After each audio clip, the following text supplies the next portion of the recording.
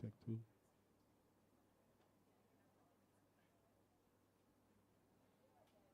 Check two.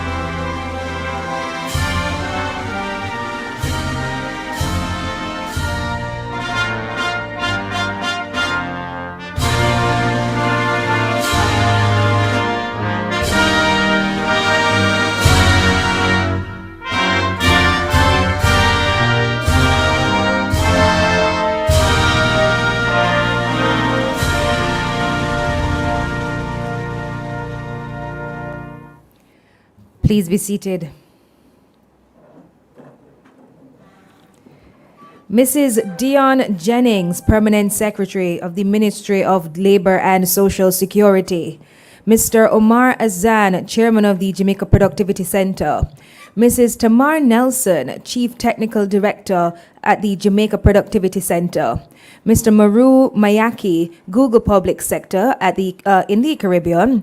Mr. Rachid Bouiha, Economic Affairs Officer, UNCTAD, representatives from the IDB and other international organizations, private sector leaders, union representatives, educators, students, and members of the civil society, other distinguished guests, staff of the Jamaica Productivity Centre and the Ministry of Labour and Social Security, members of the media, ladies and gentlemen, good morning.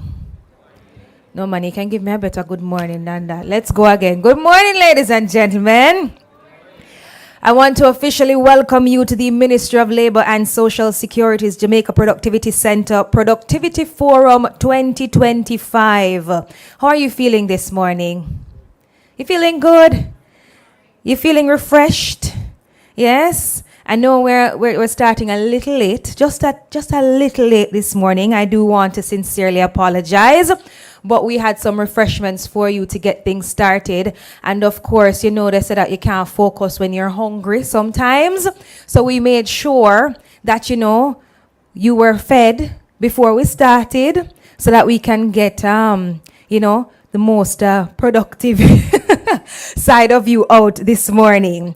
All right, so the theme is culture-driven productivity, shaping mindsets for resilience, innovation, and partnerships.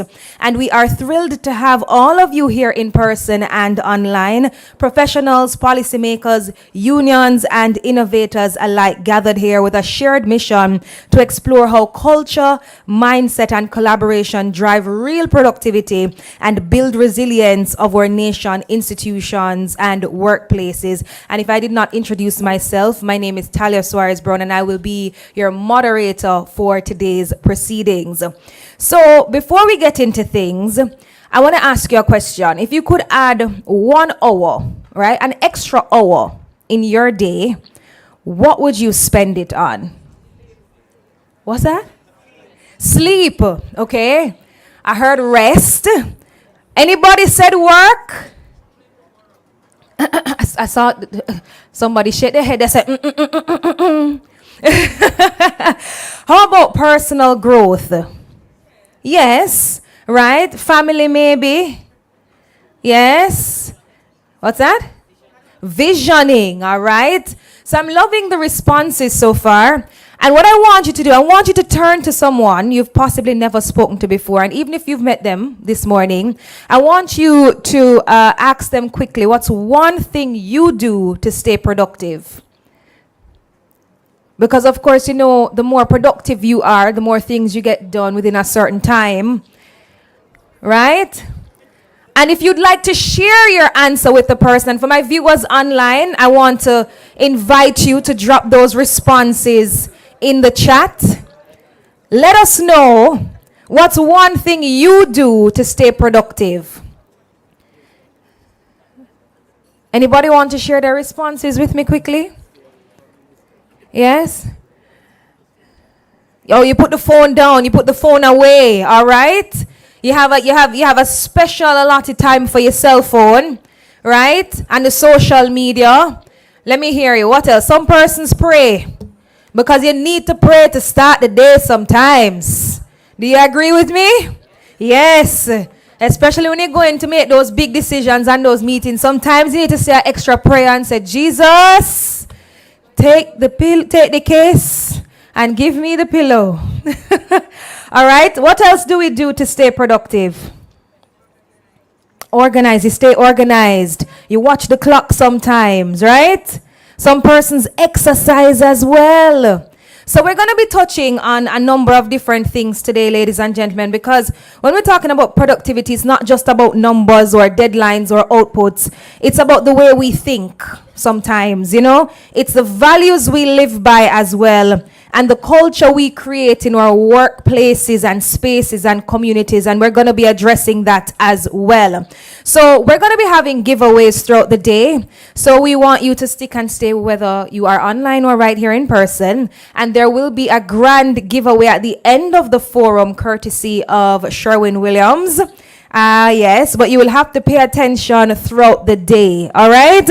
And I know that you received a QR code when you entered, right? You received an activity card. Yes, everybody got their activity cards? Let me see those. Yes, I'm seeing them. I'm seeing them. So your activity card has a productivity term, an industry, and a factor of production. And throughout the day, I'll be calling for certain industries, factors, or other clues. And if your card matches, you could be asked to share a quick thought or do a challenge or join a team, and you could possibly win a prize. So we're going to have a lovely interactive day. We're going to be sharing some insightful information, but it's going to be an extremely productive day. Got it? All right. So, of course, you know that productivity is the key to sustainable growth of our economy, achieving an improved standard of living and facilitating more competitive industries.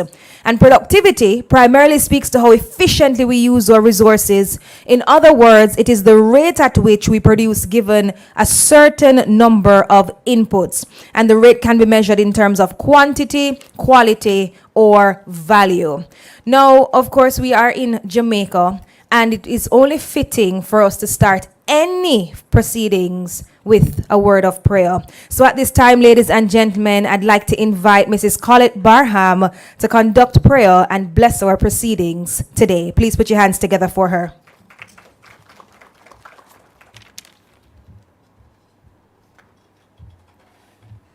Good morning again, everybody. Just going to ask you, you can remain seated and ask you to bow your heads in prayer. Heavenly Father, as we're gathered here today, we ask for your presence and for your guidance. We ask for your inspiration and for us to be creative and to be productive. And Father, we thank you for guiding us here and keeping us safe. We pray for our family and for the nation as a whole. And before you, we humbly bow this morning and ask for your continued intervention in every area of our lives. Thank you very much, dear Father. Amen.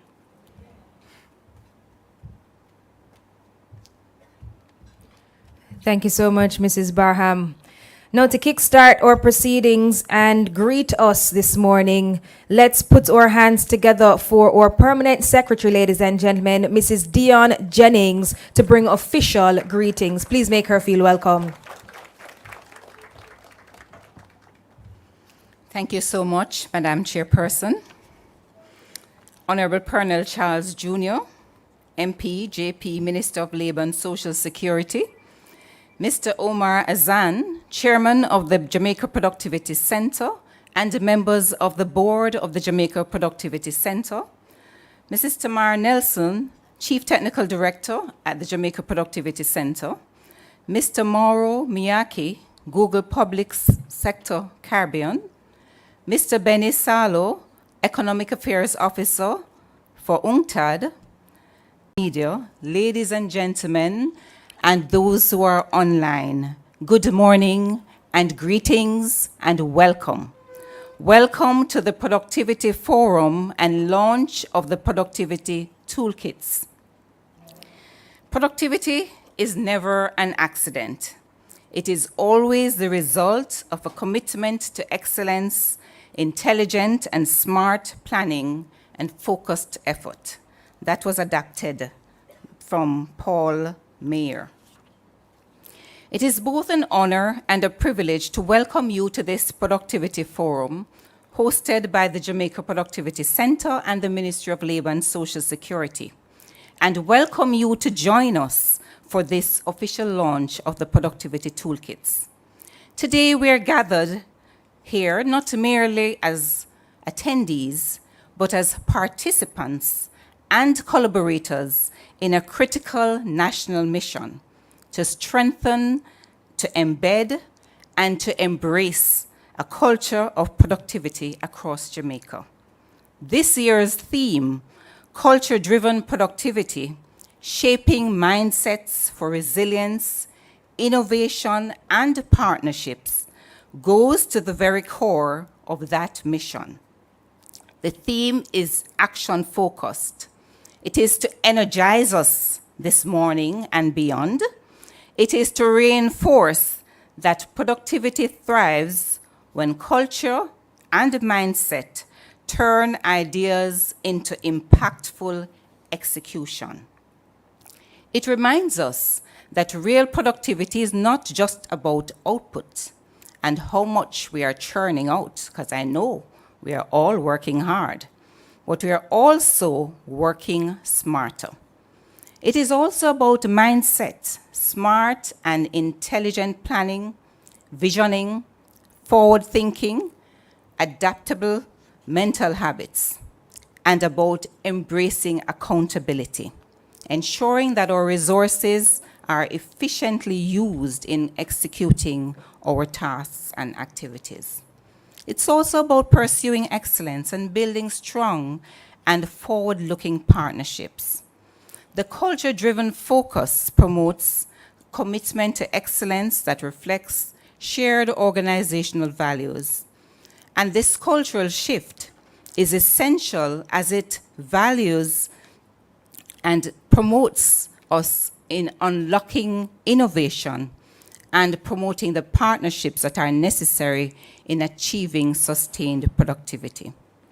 It also fosters resilience, focusing on buttressing the efforts that we put forward and being persistent in the face of challenges, all of which will position us individually and collectively and nationally for long-term inclusive growth.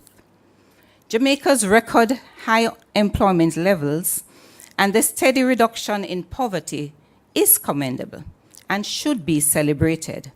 But the reality is our productivity growth remains too modest, and we definitely need to boost our productivity.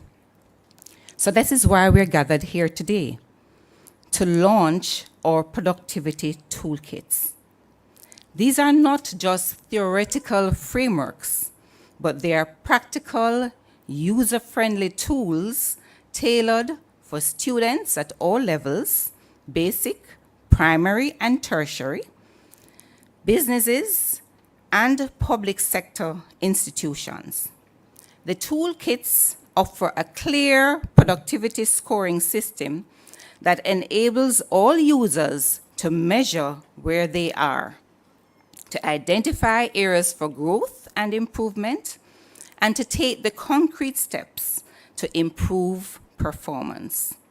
Whether it is in the classroom or a private sector entity or a government office, these toolkits can empower all of us, all the users, individuals and organizations to work smarter, to embrace innovation, and to deliver better outcomes.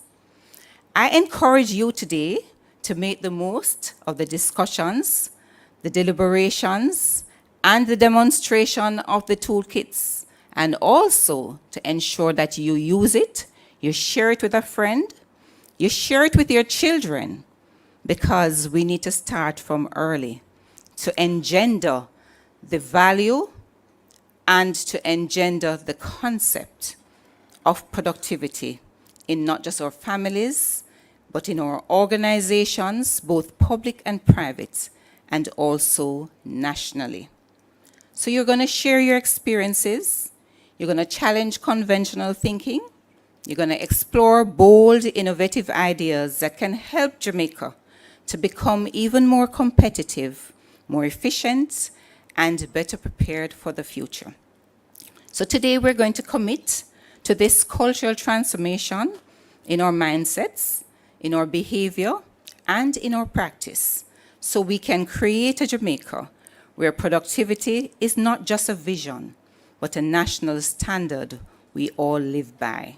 So let me welcome and greet you all, and thank you for joining us today. and we look forward to the insights, the strategies, and the commitments that will emerge from this forum. Thank you.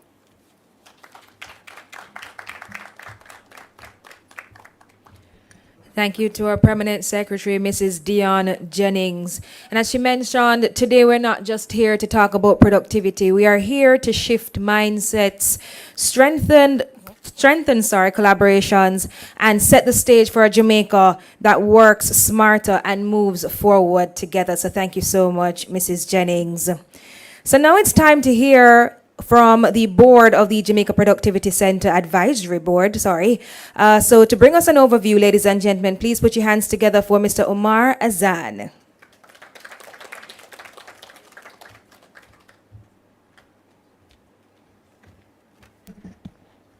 Thank you, Mrs. Brown. P.S. I have to big up a couple of people. P.S. Jennings, White, I want to thank you for being here. Thank you for your support through the Ministry of Labour.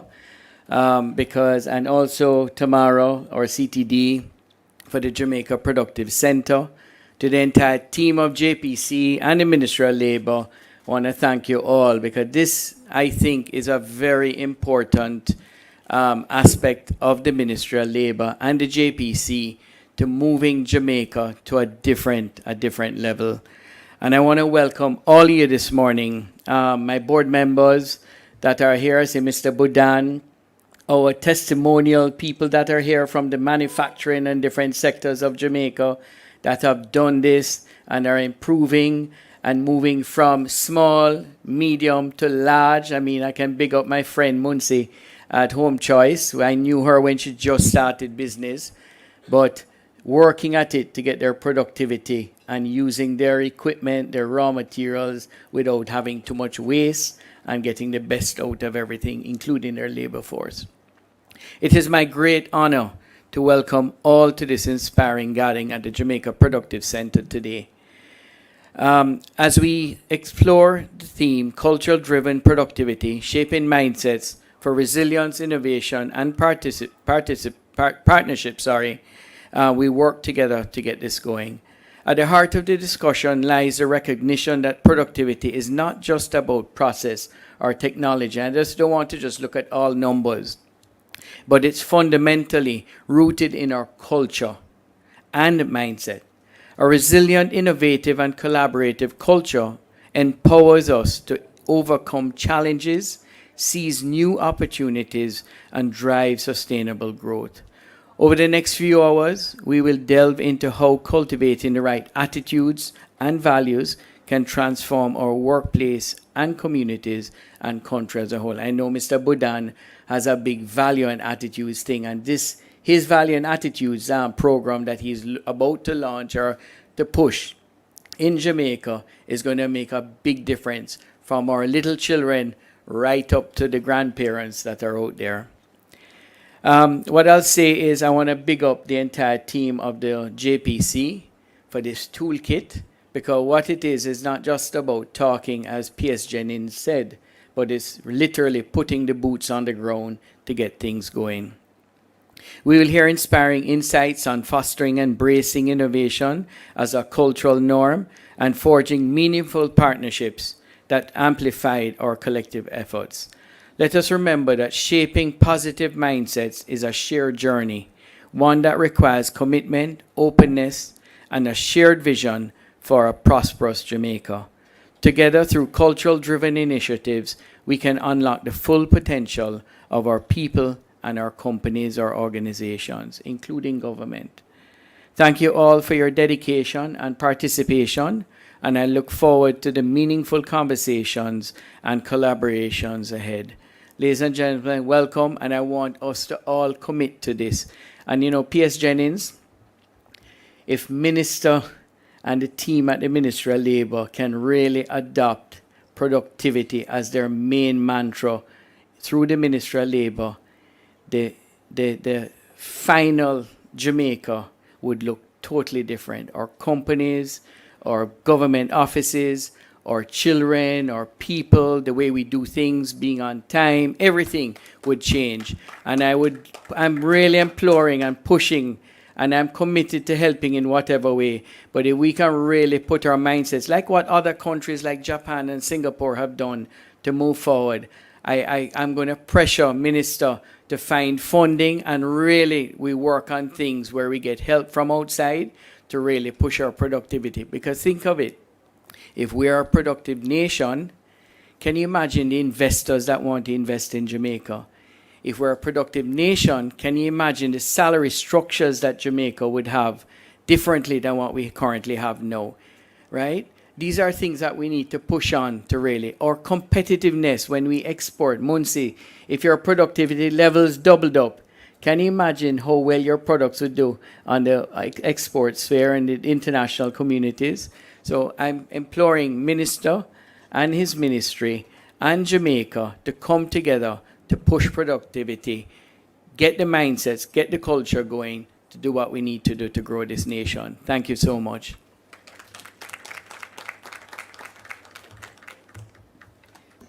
One more time for Mr. Azan, ladies and gentlemen, for providing us with an overview this morning, touching on the importance of values and attitudes. And I'm sure that when we were growing up, we always heard the term, your attitude determines your altitude, right? And we continue to see that played out in every single aspect of our lives. And of course, the nation at large. So touching on the mindset, the values, the attitude, what it is that really, you're passionate about, and what brings out that spark and the best of you, of course, is very, very vital and important to ensure that the nation continues to grow even better. So thank you so much, Mr. Azan. So now, ladies and gentlemen, you will often hear members of the Jamaica Productivity Centre say that if you don't measure, you don't know where you are. This is a function of the JPC undertaken mainly by the Research and Measurement Unit.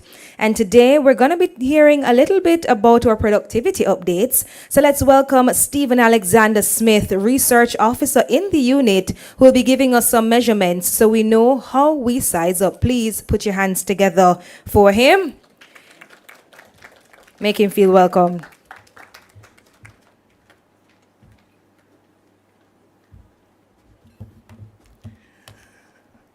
Good morning, everyone. With all protocols established, I'd like to welcome the Permanent Secretary, Mrs. Dion Jennings, the entire advisory board of the Jamaica Productivity Centre, and all our distinguished guests. Every single one of you is distinguished in your own way. I would have slides for everyone to see. Let's just, in the meantime, while those go up, I'd just like to say that it's a pleasure for everyone. It's a pleasure seeing everyone here. I'm glad that we're taking the opportunity to acculturate ourselves, to learn more about what it takes to be more productive, what is already happening, the strides of the JPC and our partners. And it looks like we have our slides up, so I'll just get right to it.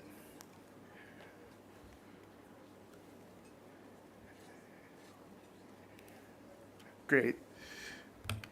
So there are many factors in our world and our nation impacting productivity, impacting the productivity discourse. I'll start off with recent findings by collaborative ILO and UN Development Program research. They found that with a green growth model tailored for Jamaica, there was an opportunity for 0.6 percentage points more jobs created and 1 percentage point further growth. This isn't to say that we need to adopt the model word for word or at all, but that there are many opportunities for us to reach out, to reach out and to improve our potential. This slide pertains to attitudes about the adoption of generative artificial intelligence in our workplaces. So 10% of Jamaicans surveyed, this was from 2024 research, so published last year. 10% of Jamaicans, they feel their workplaces, they fully integrate AI. A further 64% indicate partial adoption. And so we're already starting, but there's of course further room for improvement. opportunities for improvement abound. 63% of Jamaican employees surveyed believe that artificial intelligence can improve job satisfaction. That keeps them motivated to work, motivated to find opportunities to improve, and so that is important to note as well. Yet 48% view training and continuous learning as essential to remaining competitive in an AI-driven world. So all this is to say that we feel ready to adopt AI, but there's of course room for further integration, further training, further capacity development so that we can really leverage these tools.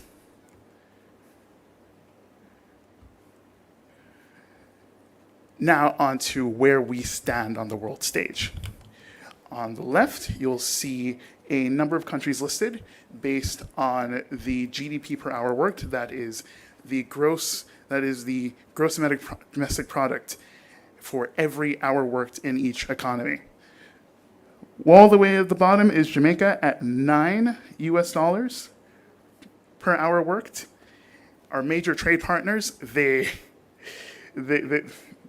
demonstrate the room for growth. Everywhere from China at $18 per hour to the USA at 80. 18 to 80, that's where we can go. That's 9's where we are right now. So certainly there is room to be more competitive, to produce like our partners do, to be more resilient so that when shocks occur, they're not as harmful. They don't have as much of an impact on the national economy, and more capable. Because when we're more productive, we can move on to bigger and better things. We can diversify. We can move on to more value-added production to contribute to the structural change needed to improve the standard of living in our country. It was touched upon earlier today, but I'd just like to have it established so that we're all on the same page. Productivity is not just a matter of output, and when you measure productivity, fundamentally it is always a ratio of your outputs to your inputs. So for whatever you put into your production process, what you get out of it, that's how you calculate productivity, however you go about it. At the national and sectoral level and the industry level, what you use as output is simple enough. It's usually value added or GDP, real GDP, in that it accounts for inflation year over year. So it's as close as possible to a measure of the amount of production, not so much the dollar amounts.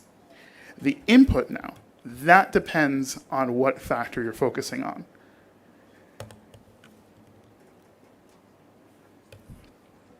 The most common measure of productivity is labor productivity.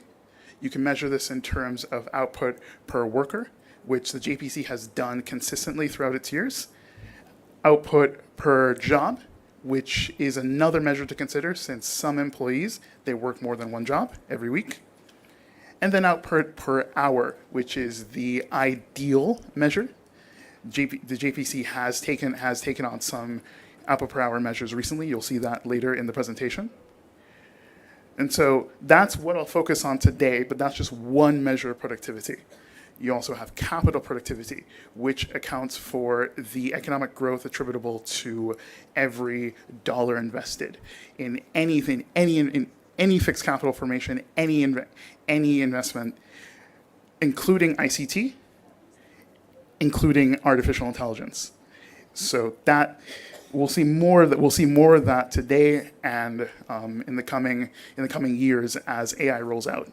And so that's something to consider. There are, of course, other inputs, other factors to consider: energy, materials, purchase services, that business-to-business interactions. Those are other inputs to consider. The more advanced productivity calculations will take all of these into account. But at the most basic level, at the most comparable level, there's focus on labor productivity.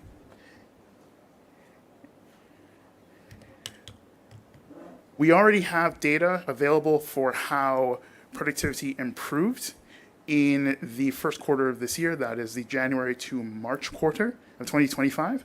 So relative to those same months in 2024, overall, there was a 0.1% increase in output per worker in the national economy. That's due to 1.1% increase in real output versus 1.0% increase in the employed labor force.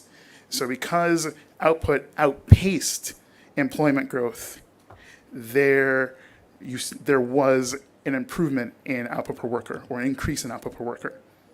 At the sectoral level, however, things are a bit different. Because output in the goods producing sector even further outpaced employment growth, there was even further improvement in output per worker, notably 1.6%. In the services sector, employment growth outpaced output, and so there was a slight decline. There was a 0.1% decline in output per worker. That is to say, for every additional worker employed in the sector, there coincided with a decline in growth. That of course isn't to say that the sector shrank. It did not, and other factors could contribute to that growth, but not so much labor in that sector for that quarter. Moving on to output per hour now, which is more ideal, as it deals with the actual hours worked. Some workers are part-time, some workers are full-time, and so you have to consider, and so you have to take that into account. With that, we see increase in labor productivity across the board. This is due to growth in each sector in terms of output, and then declines in hours worked. That is to say, we saw growth despite fewer hours worked, and so we did more with less. And that's always an indication of productivity growth. I know there's a lot of numbers, so let's just concentrate on the key points to consider. First, there was overall growth in output per worker and output per hour, especially in the goods producing sector. And so year on year, so far, Jamaica's productivity is improving, Jamaica's labor productivity at least. That is quite commendable, yes. In that quarter, relative to 2024, we saw a decline in working time year over year across economic sectors. That time factor will be very important.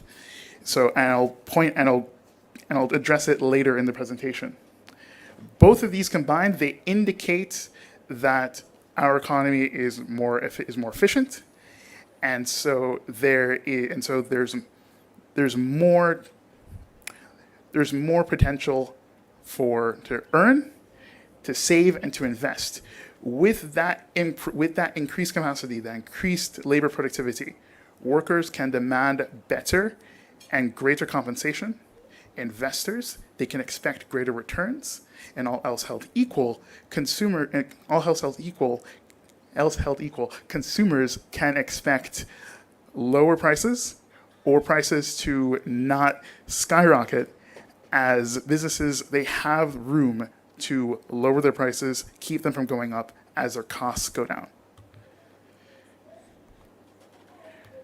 As for future quarters, there are some data available, not enough for full productivity calculations. What we can say is that despite tensions in global trade wars and tariffs impacting Jamaica and our trade partners all over, we can still expect, based on the PIOJ's review of economic performance, 0.5% to 1.5% growth in output. So despite the tense situation, we still expect growth for the April to June quarter. That, combined with 1.7% growth in employment, That makes output per worker decline likely, since no matter what the situation is, employment growth is predicted to outpace economic output. Yet, because of the further decline in working hours, 2.9% in goods and 0.2% in services, output per hour is expected to continue increasing. And so by that measure, labor productivity will continue to grow. We'll have sustained productivity improvement. It's quite interesting that divergence in trajectories, having output per worker go down, but output per worker go down, but output per hour go up. That may suggest that waiting for the slide to come up, but I'll say, with that in mind, we need to shift what we prioritize. We have, with our 3.3% unemployment rate, the lowest on record, and it being difficult to get more persons into the labor force. In order to get more out of our workforce, the flexibility and efficiency of working time will be pressing. So it's not simply a matter of onboarding more persons, getting them to work. This isn't to say not to do it, but to make sure that every hour counts, to get persons the tools they need, the flexibility so that they can make the movements they need to make every working hour count. That's the first thing we need to keep in mind today and throughout. The second thing, and it was established earlier, it's very important to have these measures in mind and to keep measuring.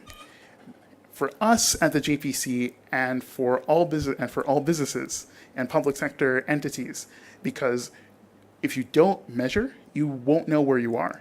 And if you don't know where you are, you can't know what next steps to take and where you could possibly go. If those GDP per hour measures weren't done,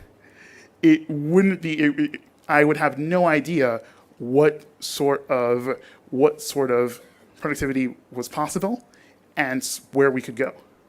That's just one example. That's just one case.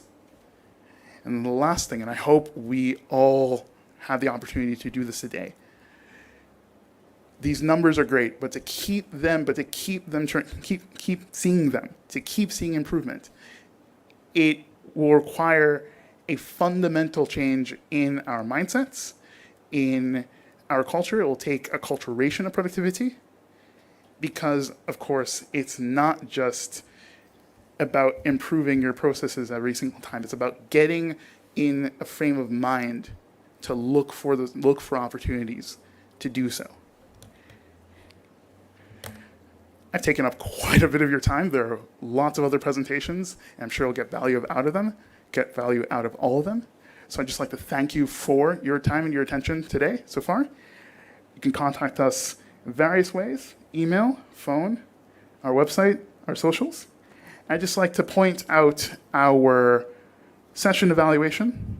This applies for all thoughts is the relationship between increasing productivity of labor in a context of low capitalization, low technology, which means you're squeezing more out of labor, and the Gini coefficient. Because that's the one I'm interested in.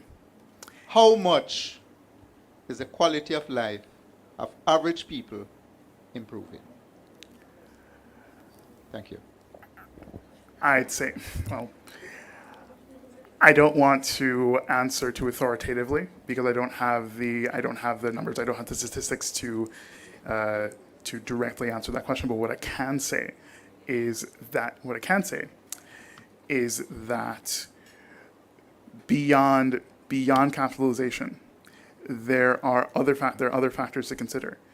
So even with low investment, if you can find ways to get more affordable materials, more affordable energy, to be more energy efficient in your processes, that will open pathways to improve productivity. If the management, if the management in the workplace, if it's improved, if workplace relations are improved, that also opens up possibilities to improve productivity. Capital investment is always a plus. It's always an easy way to improve productivity, but we have to accept that in small island states like ours, it's not always easy to come. It's always easy to come. So we have to look to all avenues possible. I hope that that resonates with you. It wasn't really meant for, question wasn't really meant for you. You did well.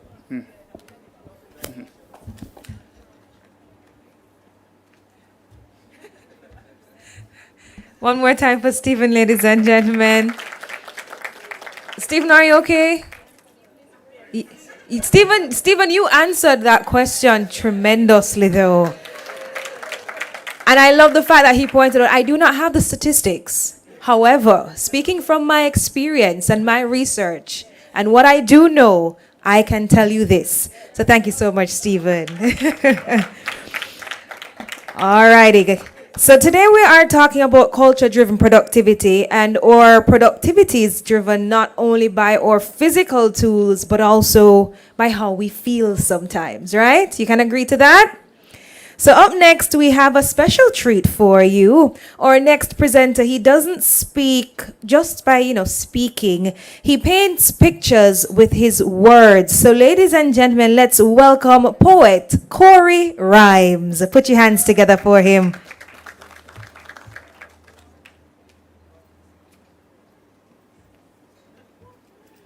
Ladies and gentlemen, good morning. I hope you're all doing wonderful. As she said, my name is Corey Rhymes, and I'm just here to put some smiles on your faces. Yes, I see some lovely smiles already. Yes, with some poems. All right, and I know we're talking about productivity today, and improving Jamaica. But I want us to feel proud to be Jamaicans, proud about Jamaica. Can I get a round of applause for that? Yes. And I consider myself a Jamaican ambassador, and everywhere I go, I speak proudly about Jamaica. And one of the things that I'm very proud about is our language. So this first poem that I wrote is called Patois versus English. All right? Everybody want to be Jamaican. Chat some Patois out of their mouth. We talk English, we chat Patois. Everything come to mind, and that will let out. These are English versus Patois. You can tell so this is fun. You might can find an English dictionary, but Patois, you can't find none. In English, you have some words. In a Patois, them really change. We can't bother with the pronunciation, so what we do? We rearrange. For example, the word certificate and film is another word. We say film and selfie ticket, and any other word is just absurd. When English people describe somebody, them say you look slim or you look thin. In a part, you look from head to toe and say you're maga no neck string. You have bad, worse, and worst. That's how the English thing goes, sir. But in a patois, we say bad and worse. And when it's really bad, we say wosara. English will say, that's mine. In a patois, we say, I feel me. English will say, give that to me. We sum it up and we say, give me. Listen, the Jamaican language is so descriptive. Some words look like how them sound. Like if me say me meet a mampy, you know that one the big and round. English will say, get away from here. In a patois, what we say? Where? English will say, are you guys together? We just say, una there. The Jamaican language is so amazing. Some words are funny. I could cry. Little more later, I'm gone. As a Jamaican say, goodbye. But I'm not leaving it, don't worry. So, you see, our language is so expressive, so wonderful. And anybody in here from a different parish than Kingston? St. Elizabeth, Chilani? Yes, we're all over the place, right? And you know that when you go to different parishes, you hear different dialects of Jamaican Creole. Right? So this other one is called Jamaican dialect. And it goes like this. You can tell where a Jamaican come from just by the way them talk. Because somehow when I'm up word like we eat with knife and fork. And then you have some of us, we speak elegant and refined. And some big word that them use, it absolutely blow your mind. Like if me say, "Oh, where they go?" You know that a man to go be. And sentence people not say yesterday. Then say yesterday. Them say yesterday. And when you go and St. Elizabeth home, them say, "Come in, take a seat. You thirsty? What you want for drink? You want anything for eat?" Yes, eat. Them want to say eat. Them just say it in a different way.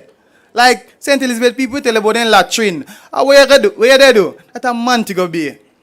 Portland people when they make direction, the first thing they say, you go so boom. And when they say come down, they replace the come with come. Then you have some other set of people who talk up in the back of them nose. The Rebecca and Jessica, you know, me couldn't forget none of those. So you see, our language is so expressive and beautiful, and this is just one of the things that I'm very proud of, right? Another thing is how creative we are, right? Jamaicans, when they see somebody, if they don't know their name, they make up a name for them. Very simple and on the spot, and I saw your name from that day forward. So this other one now is called Jamaican nickname. Jamaicans keep it simple. We not give yourself no work. And if you think your name got stress, we just run out of luck. We name your base by how you look. If you're mager, what your name? Skinny. And if you are one fat man, you can guess your name, give me. Then the most fat of your name are bigs. That's how Jamaican stand. If you are one short girl, what your name? Shorty. Otherwise, a short man. We name your base by how you talk. That's it. Full stop, comma. If you talk and stutter, then wago and stammer. If you're long gone in the sky, are you them call tall man? We no business why you right name, as so Jamaican stand. We name a based on how you smell now, you might think this kind of mean. But I know a man, them call him Mr. Green. Him right name, a Hendrix, but nobody no care. Because him arm a kick like Van Damme, I don't know how him shot not here. I know this youth, if you call him this, him vex. But him bleach him face brown and him body black. So them call him duplex. This person in every community, I mean I tell you, these are facts. The blackest man in the place. Him them call blacks. We have many other nicknames. We name people for fun. You see, if you're anything like me though, you'll never get none. Ladies and gentlemen, my name is Corey Rhymes. If you want one more, give me a healthy round of applause. All right. So, another thing that I love about Jamaica is our food. Can you agree? The food nice, no? Yeah, man, the food nice, man. So this one is Jamaican food. And it goes like this. Jamaican food are the best. That's seasoned to the bone. You ever taste rice and peas so nice you could have eat it alone? You lick your lip and say, that food is shot. To all that seasoned and nice, you can't believe a rice and peas that. When last you eat some good food, boiled breadfruit and dasheen, dumpling and banana with saltfish and baked bean, and all of the breadfruit now for boil, you can roast some. Get a cup of sour sap juice and eat breadfruit and run down. Me love total bad. My granny preferably with jazz. And she said, "Bam, ya musa bad like yaz." Don't ask me why musa. I promise I don't know. But my mother made the kind of potato pudding will make you curl up your toe. Listen, ackee and saltfish, white rice and curry goat, a problem when Jamaicans go river go run boat. Me nah say the food will tie you, but you will get caught in the loop. Worse when you go reunion go drink the goat head soup. Listen, a plenty food you have. Not to mention rice and peas, the national Sunday dinner, whether locally or overseas. The oxtail is another one. That make you can't straighten your toe. Meat just a drop off for the bone. That you know. Ladies and gentlemen, thank you so much.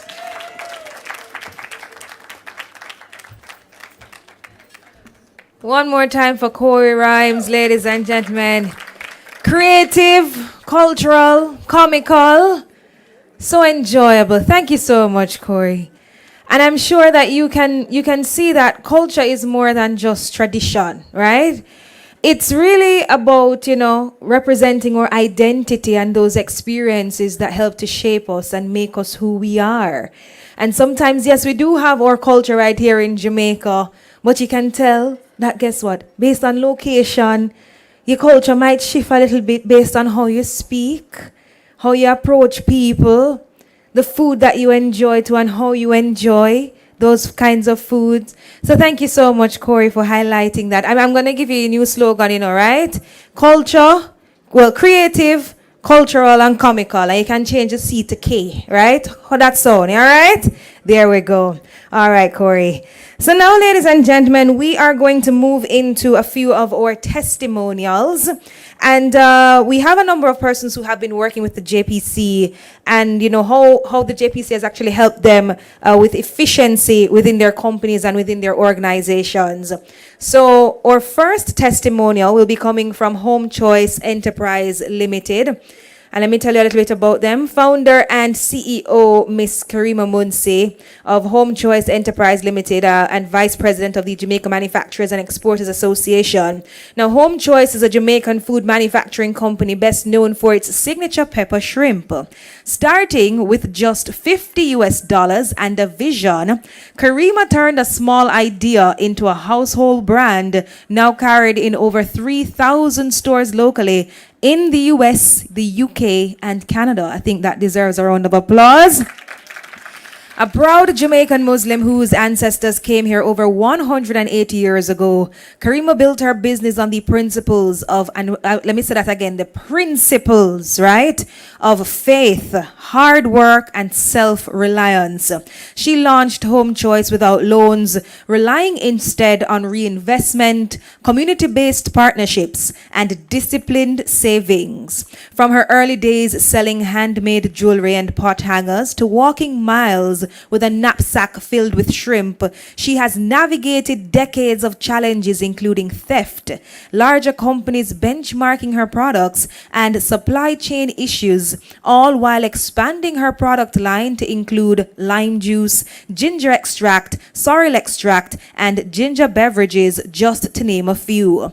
Driven by her faith and passion, Karima continues to innovate and expand not only Home Choice, but she mentors small business owners, and she continues to prove that small beginnings, when grounded in purpose, can lead to powerful outcomes. Ladies and gentlemen, please put your hands together for the CEO of Home Choice Enterprise Limited, Miss Karima Munsi.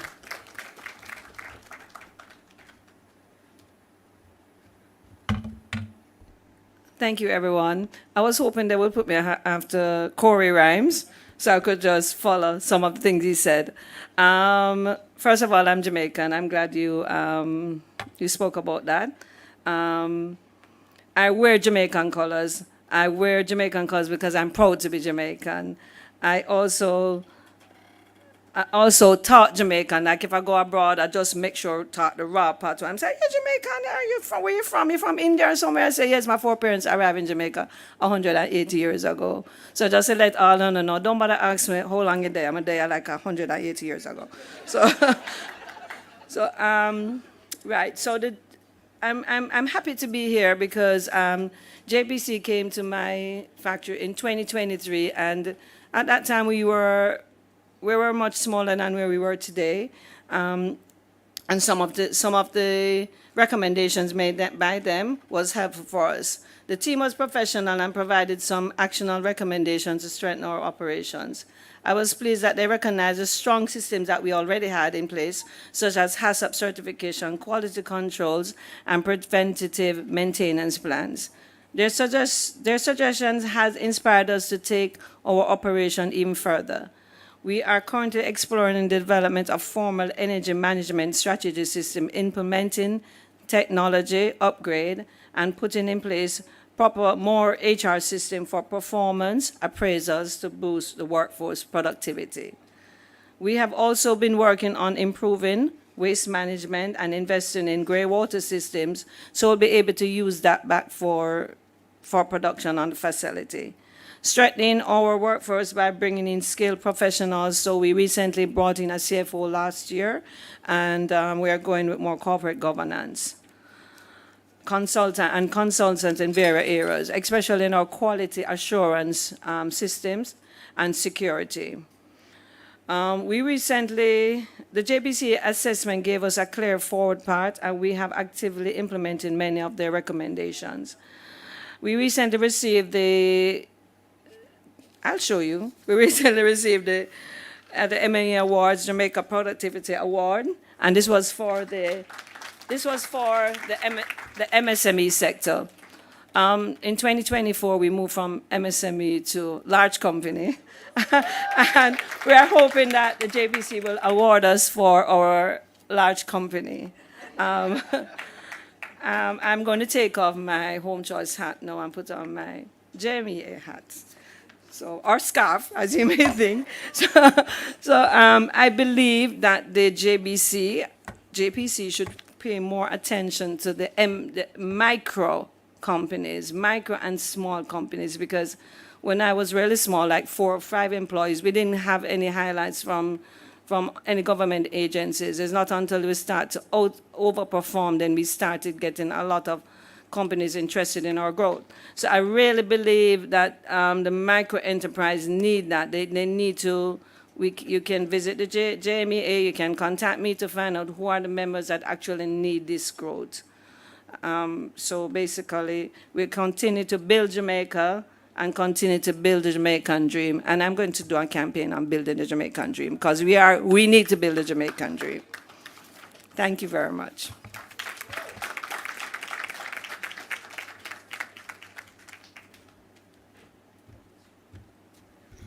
One more time for Ms. Karima Munsi, ladies and gentlemen, CEO, Home Choice Enterprise Limited, sharing how partnering with the JPC has enhanced her organization throughout the years. Our next testimonial will be coming from, before I get to that, ladies and gentlemen, have you received your cards? If you have not received your cards, can I see your hand, please? Okay. 1, 2 persons here. So I want to ensure that you've received your cards. Of course, we will be doing some activities a little bit later on. We're going to be giving you an opportunity to win some prizes. So if you haven't received your cards, just please keep your hand up so that a representative from the JPC they can get to you and of course give you a card as well. All right, so we're moving to our second testimonial, and that will be coming from Lidford Mining Company. We'll be hearing from Mr. Joel McConnell, Reliability Manager at Lidford Mining Company, and he'll be sharing a testimonial on behalf of the organization. Now, founded in 1992, Lidford Mining Company pioneered the export of limestone products from Jamaica and is still responsible for more than 97% of the country's limestone exports. Located in St. Anne, they serve domestic customers as well as customers across the Caribbean, North America, and beyond, supplying the food and certain grades, white grade, chemical grade, and construction grade stone, supporting industries such as food, environmental management, construction, manufacturing, agriculture, and construction as well. I mentioned that. Now, our operations are guided by a commitment to quality, innovation, and sustainability, underpinned by the ethos, do the right thing, improve together, make it happen. And they also shared that they're extremely proud to have been awarded the JPC Productivity and Competitiveness Award for 2024 by the JMEA. A round of applause for them. And of course, as they lead the fledgling limestone products export sector, they have relied on productivity improvement initiatives to strengthen efficiency, enhance product quality, and support Jamaica's economic growth. So ladies and gentlemen, please put your hands together as we will be hearing from Mr. Joel McConnell. Please make him feel welcomed.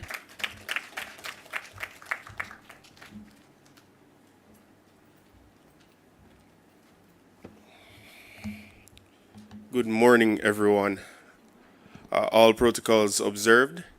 Before I begin, I just want to share Ms. Munsi. In the next JMEA Awards, you will have to tussle it out for that productivity award in the large company group. All right. All right. At Lidford Mining, productivity is a part of who we are. The support of the Jamaica Productivity Centre's Technical Assistance Services unit has been invaluable. Their snapshot productivity assessment confirmed our strengths. These strengths included our focus on customer satisfaction, our process efficiency, and our integration of artificial intelligence.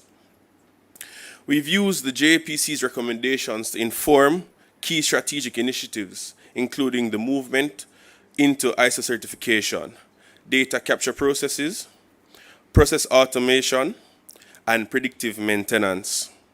Most importantly, the JPC reminded us that continuous improvement and strong partnerships are keys to sustainable growth.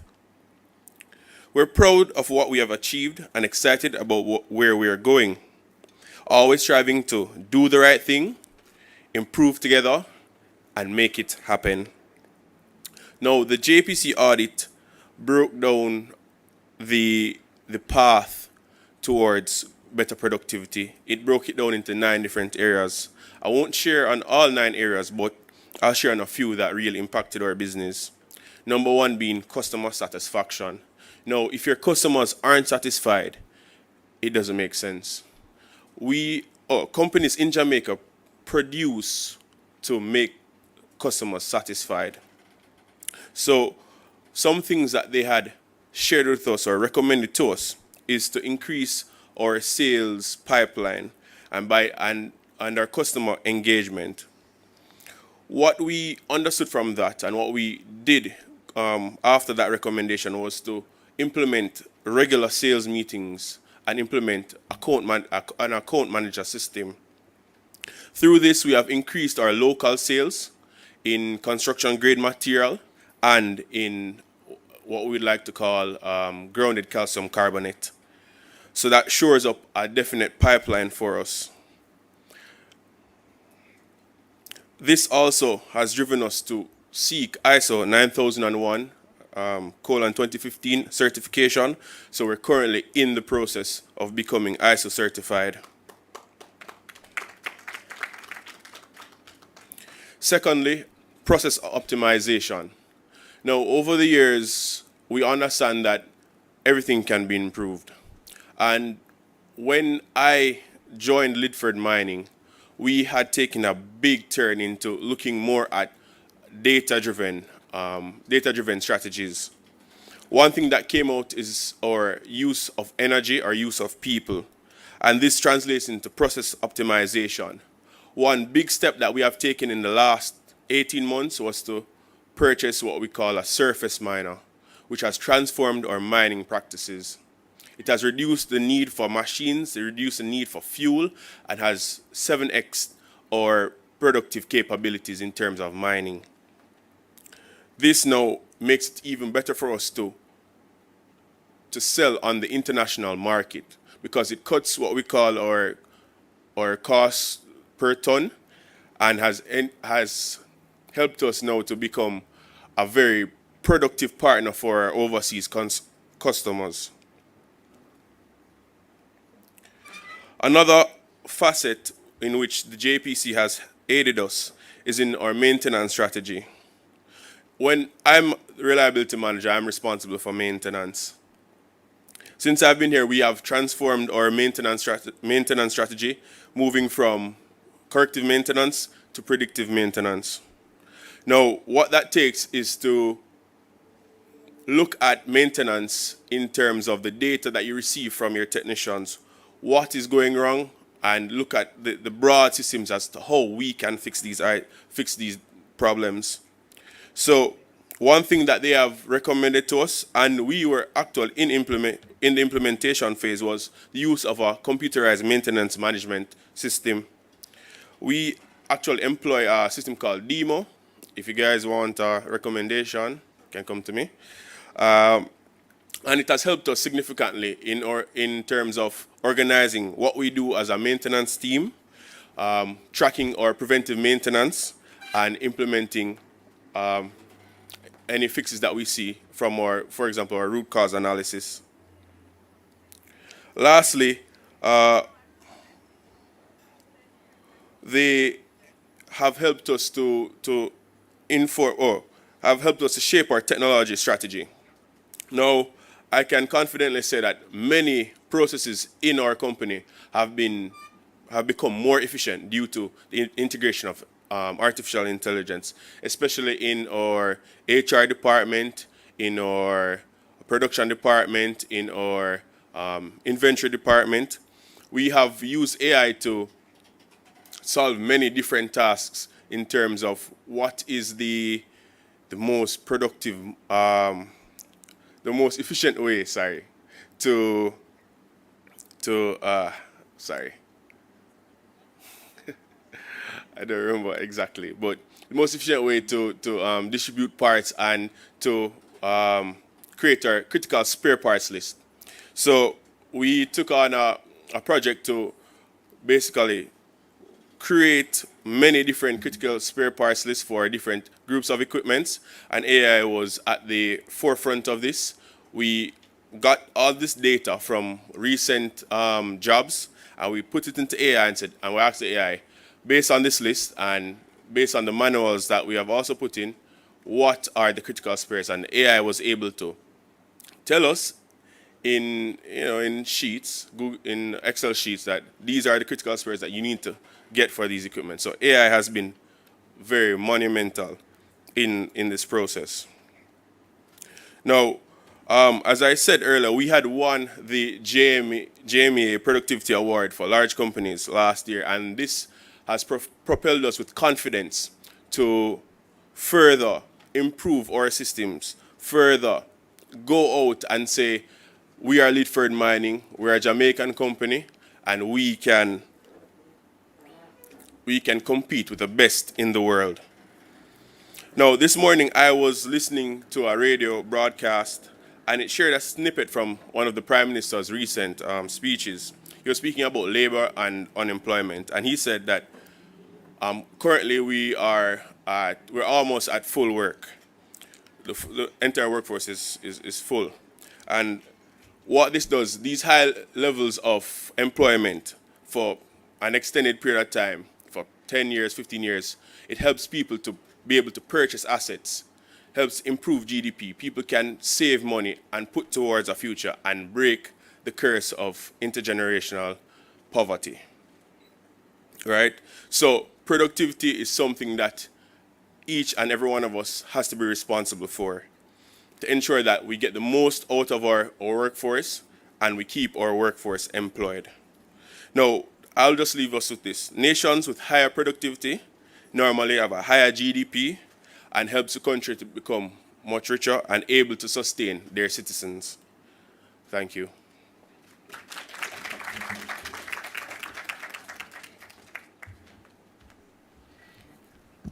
Mr. Joel McConnell, ladies and gentlemen, another round of applause for him. Our reliability manager speaking on behalf of Lidford Mining. I do have to acknowledge our minister, the Honorable Pernell Charles Jr., who has joined us. Thank you for joining us, Minister. Are we ready to hear from him?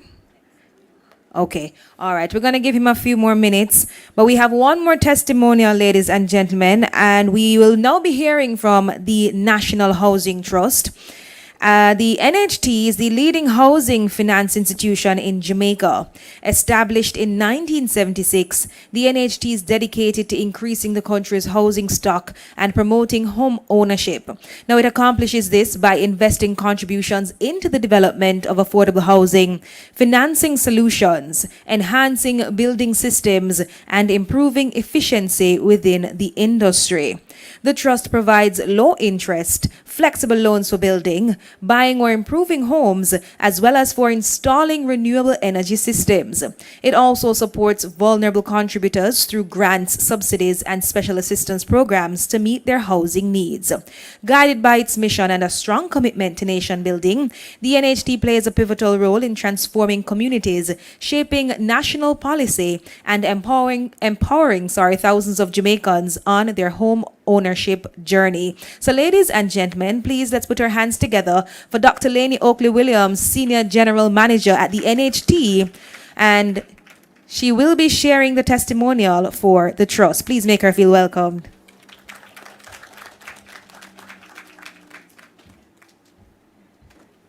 Good morning, everyone. I'm tempted to follow Corey and say, what a go on. Yeah. So I want to, of course, say all protocols observed, Minister, Permanent Secretary, CTD, and all the other members. So what has happened at the NHT? The NHT got involved with the Jamaica Productivity Centre last year, and let me tell you, they are a phenomenal team. Can you give them a round of applause? I mean, just excellent. And I'm going to share with you some of the things that came out of that exercise. So our journey to productivity excellence started with the JPC last year, and we were required to select a process for improvement in 2 weeks. Can you imagine, ladies and gentlemen, in 2 weeks' time? And so we said to them, give us the tools. And so JPC actually gave us these tools that we could use to enhance our process.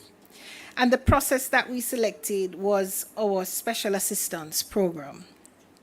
Now, the productivity competition offered the platform to accelerate some improvements that we already had, because Mr. Bodan, who is sitting here, my mentor, will tell you that we got involved in ISO 9001-2015 in 2022, and we were recertified this year in 2025.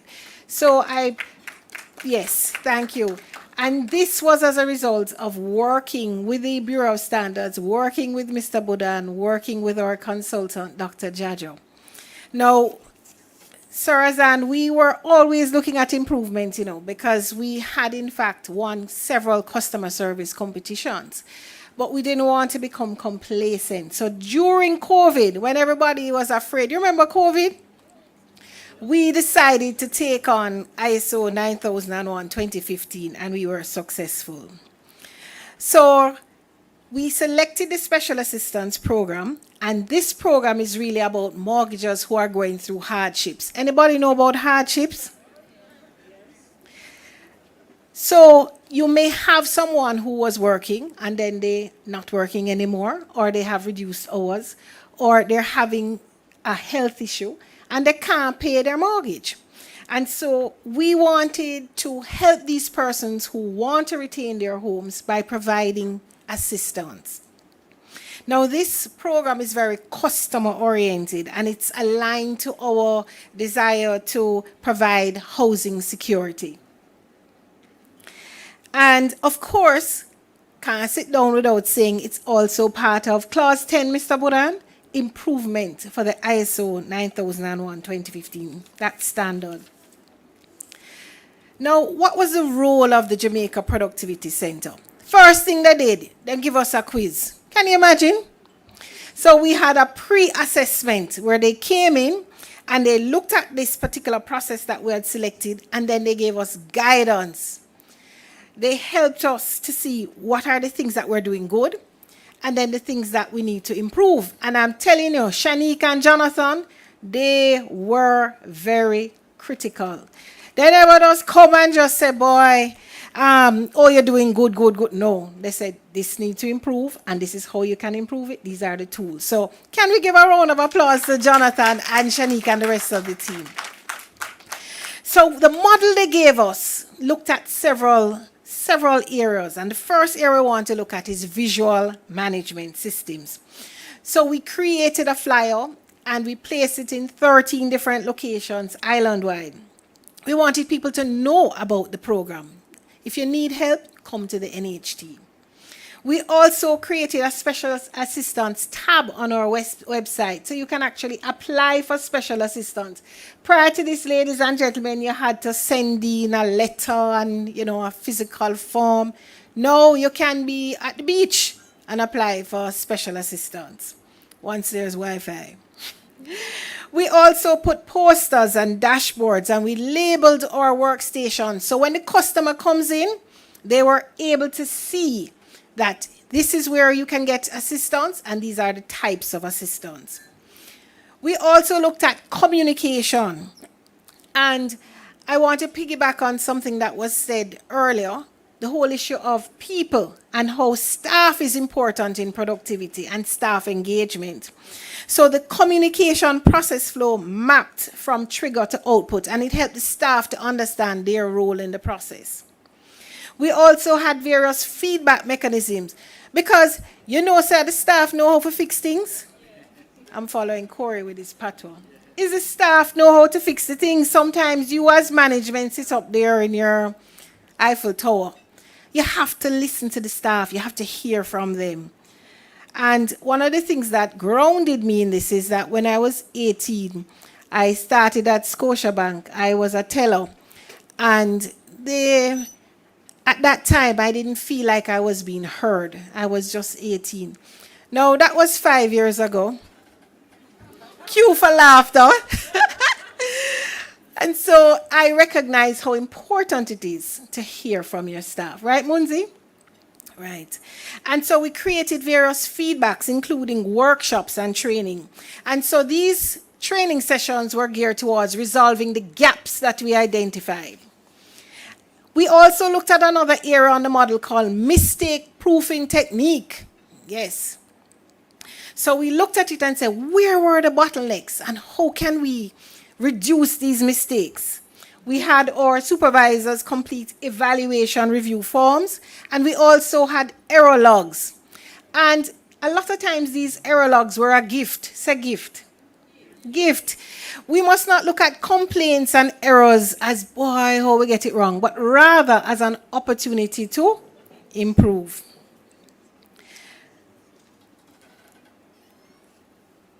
Mistake proofing. The next one I want to look at very briefly is the process cycle time tracker in our special assistance model. So our special assistance model helped us to track the cycle time at each stage of the process and look at it based on our service level agreements. We also used our application data to automatically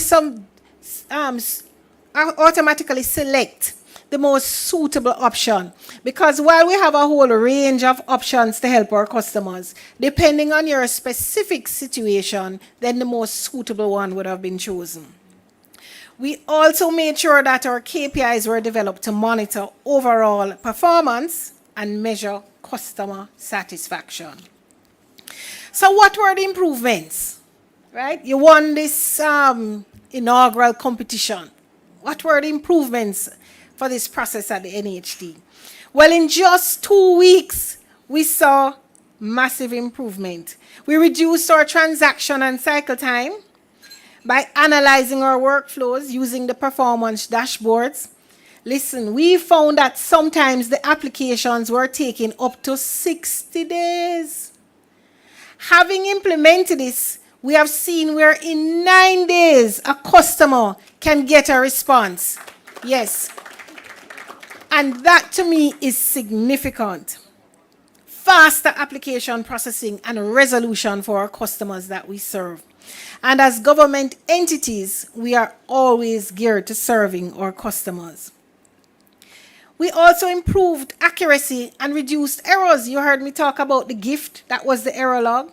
So we were able to find out and have what are the issues and also put quality control mechanisms in place. And this improved proofreading and data validation, resulting in fewer errors.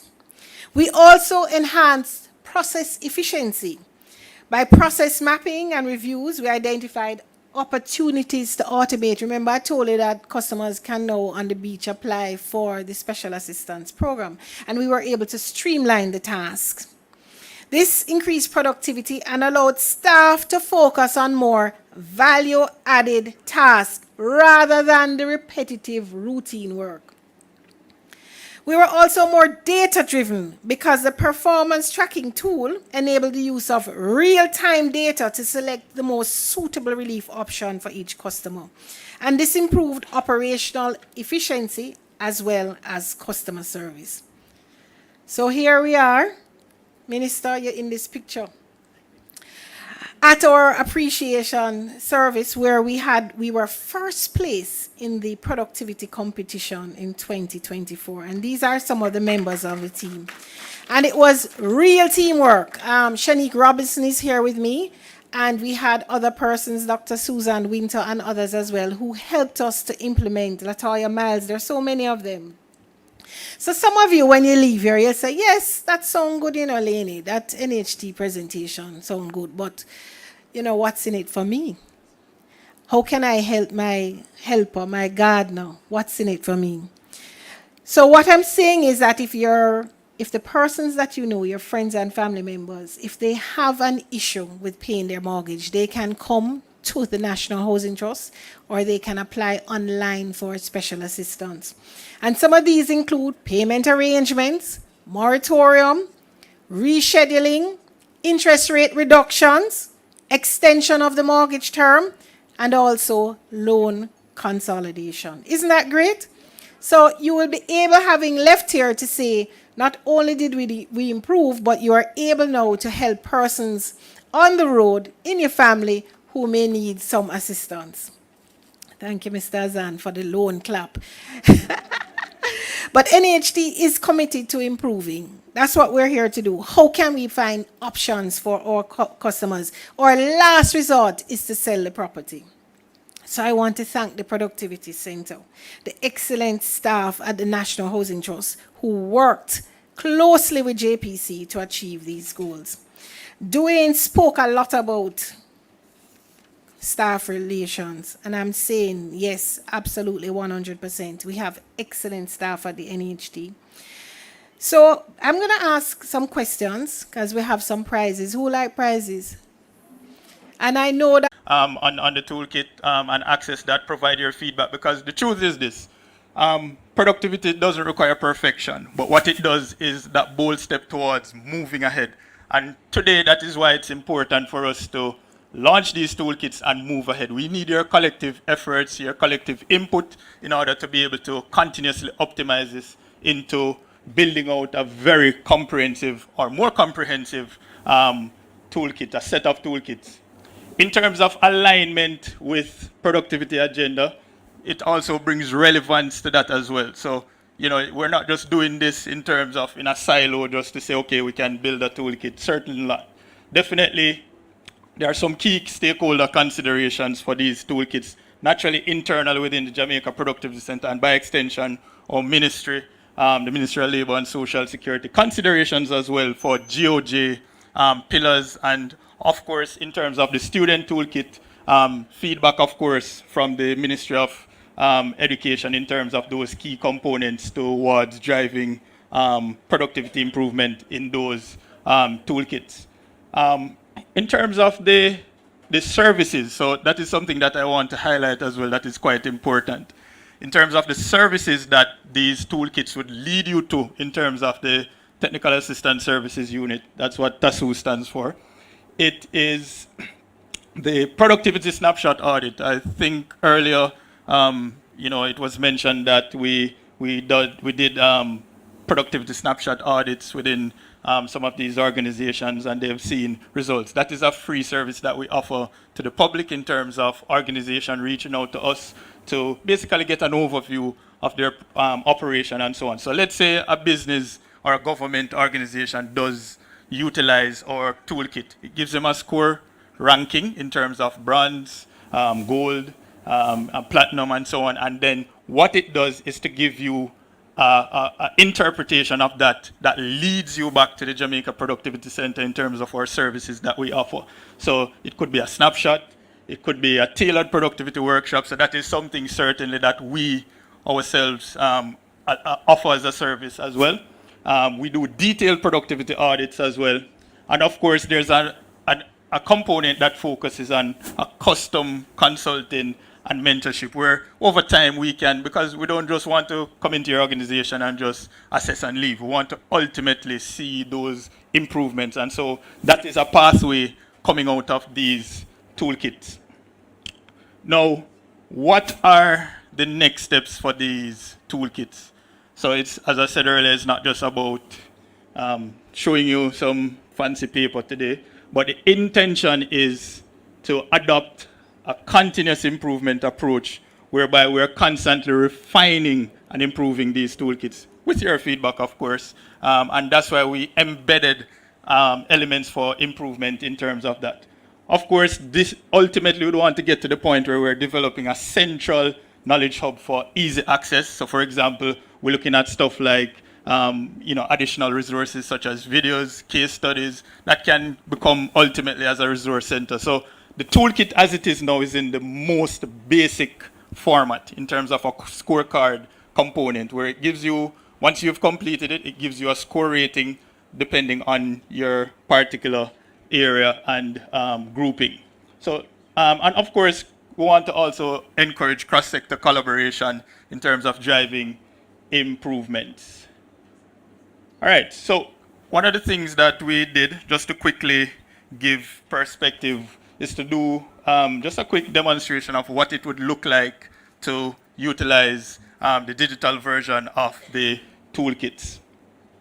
So it's just a quick video that is here that we will play. So you can just take a look at the video and you'll be able to see what the digital version looks like. So on opening up the toolkit, you go to it asks you the area that you're from. So you'd select that. You put in your information, and you can just easily type that in. It asks you for some other key information as well, because one of the things that we want to be able to do is not just to have you complete the toolkit, but also have some traceability in terms of knowing where you are from, your email address, and that kind of information on the back end of the digital version. Of course, in the physical copy, you won't be able to enter these kind of information, obviously, but certainly from the digital end. And, it just basically goes to, it's very straightforward, easy to use, and you just need to answer the questions, pretty much like a Likert scale for the government and the business ones. And you would just complete that. And at the end of completion, you get a score. So currently on screen, you'd be seeing it just going through the different questions. So it's basically prompting you on the areas that we would have crafted to be the most critical areas to that particular operation, whether it be in government or it be in businesses.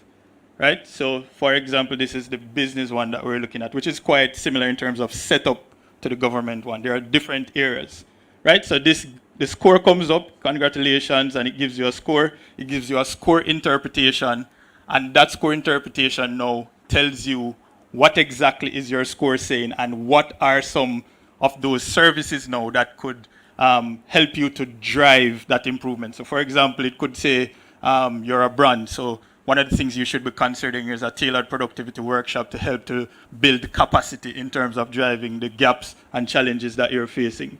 And of course, when you're done, you are able to submit. It gives you a pop-up message to tell you that you have successfully completed, and essentially that would essentially be the use of the toolkit in that regard. For context, I've also included, as I said, the setup for the business one is quite similar to the government one, but I've also included the student one as well. So we can move ahead into that one.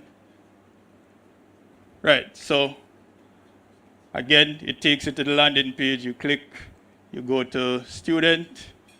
This one, currently as it stands, again, it asks you your location.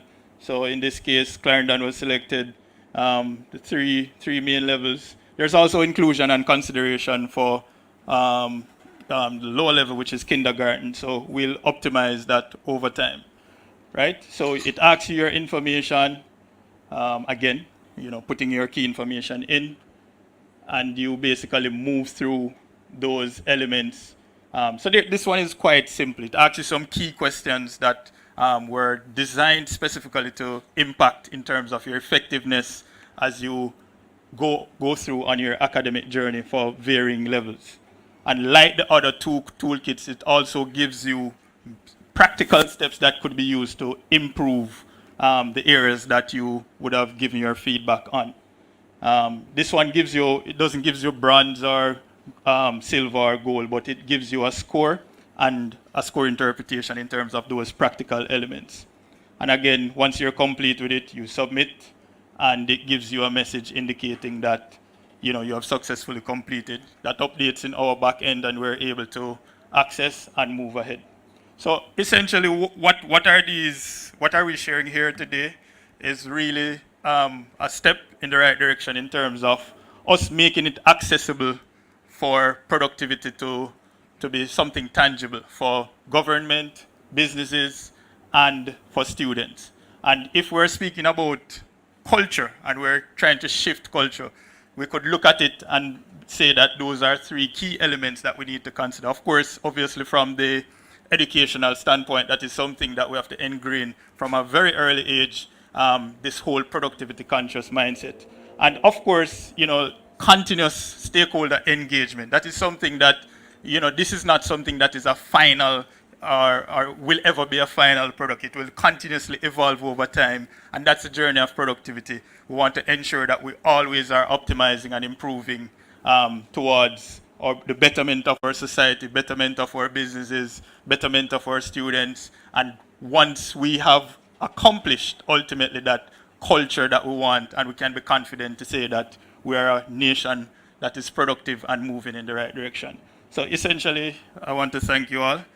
This is my presentation, very brief. If you can go ahead, if you wish, to just scan and give feedback to this particular presentation. And if you have any questions, if you have any feedback, I'm here, and other members of the team to take your questions. Sir Azan.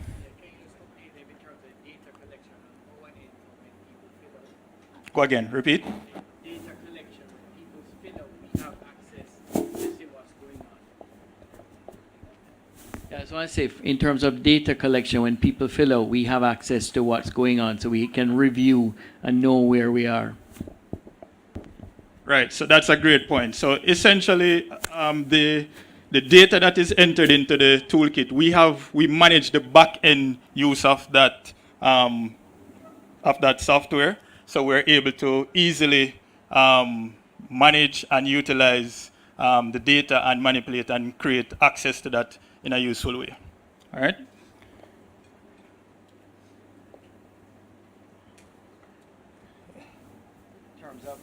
In terms of marketing to the schools and the government offices, can you just update the public on how we're going to manage that part of it? Because it's very important, everyone, that we start at a very young age to push productivity from the family side of things going right. Can you imagine those students that are really focused on productivity? What's going to happen when they get older and start working? It's going to be embedded in their whole lifestyle, in their whole morals, values, everything. And Mr., it could have a really positive, if transformational effect on our country. Right, so the quick response to that is that we, through our work plan, we plan to integrate this to the public. So, our public education campaigns, the work that the technical unit does, as well to make it even more accessible in terms of the digital version of that. One of the things that we're also wanting to do and will do as we launch today is to send this, the digital version out to our database. So we have a refined database that we are able to send this toolkit to, so that they'll have knowledge of it and be able to access it easily. All right, cool.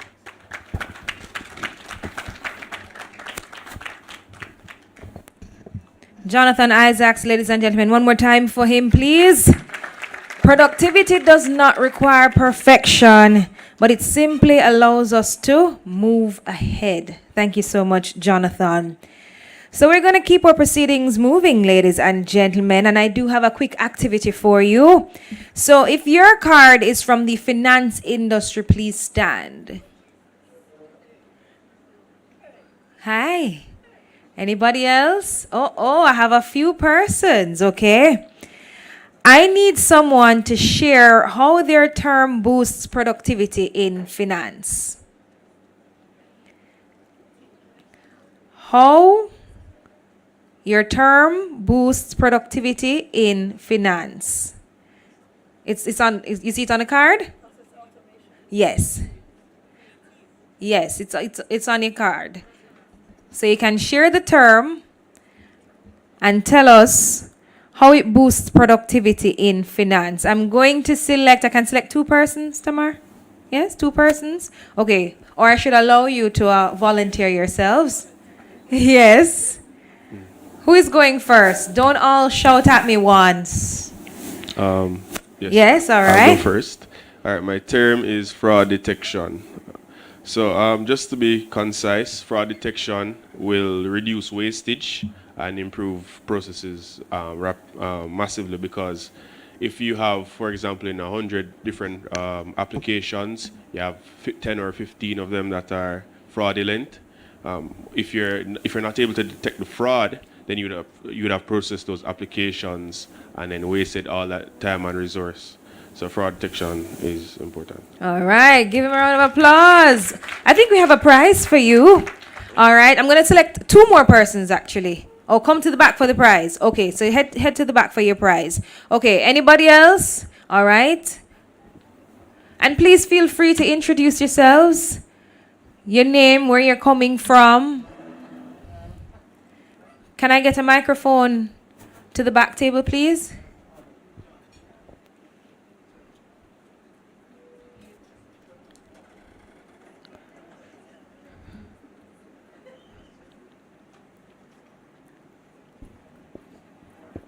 Good morning. I am Tamara Shaw McFarlane from the Ministry of Education, so I'm an educator. Okay. I have digital banking, and if we all think about traffic, digital banking is the answer to not moving from where you are and ensuring that you're able to conduct your productivity while banking. All right. Quick, simple. Quick and easy response. Okay, so we do have a prize for you. I need 1 more volunteer. Oh, you're going to go ahead? Okay. Yes, go to the back for your prize. Good afternoon. I'm Xavier McFarlane. I'm a student at the University of the West Indies, Mona, and I got customer onboarding. Now, with productivity, in my mind, there are a lot of things to consider when you look on customers.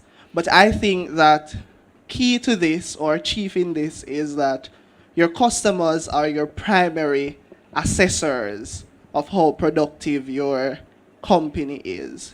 So with that, when the customers assess your productivity, the more productive your company seems, I guess the more they will have a sort of loyalty to that particular company and brand. And that in turn boosts finance. Okay, thank you. Please head to the back of the room for your prize. All right, so we have some more activities a little bit later on.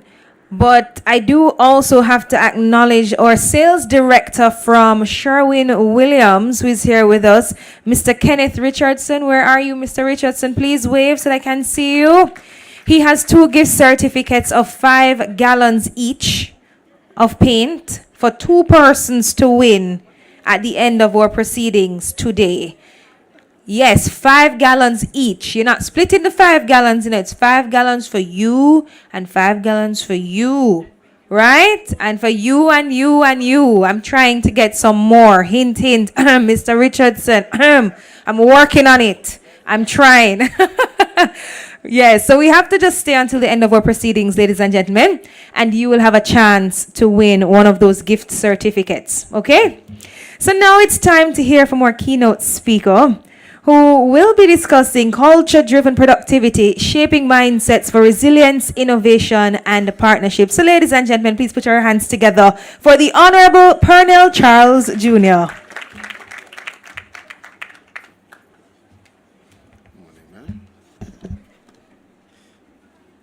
Good afternoon, everyone. Let me first acknowledge our moderator. Afternoon, everyone. Acknowledgements to my permanent secretary, Mrs. Jennings, from the Ministry of Labor and Social Security, chairman of the Jamaica Productivity Centre, Mr. Azan, and board members who are here, Mrs. Tamar Nelson, CTD, for the JPC. Mr. Mayaki, is that correct? Well, when I speak showers are a thing that I accept and receive. Yes. Let me not start. So, Mr. Mayaki, Google Public Sector Caribbean. The last time I heard the name Mayaki was Karate Kid. Yes? Okay, yes. Mr. Benny Salo, representatives from the IDB and other international organizations, public sector friends who are here from various ministries, departments, and agencies, private sector leaders, union representatives, educators, students, and members of the civil society, other distinguished guests, persons joining online, staff of the Jamaica Productivity Centre and the Ministry of Labour and Social Security, members of the media, ladies and gentlemen, good morning. Everybody is busy, but I wonder who is really productive. If you stop anyone and ask them, they'll tell you, I'm so busy, I'm busy. But the question for us is, what are you busy doing? And are you finding the way to use your time and your energy and your resources consistently to drive output? And that's the difference between being busy and being productive.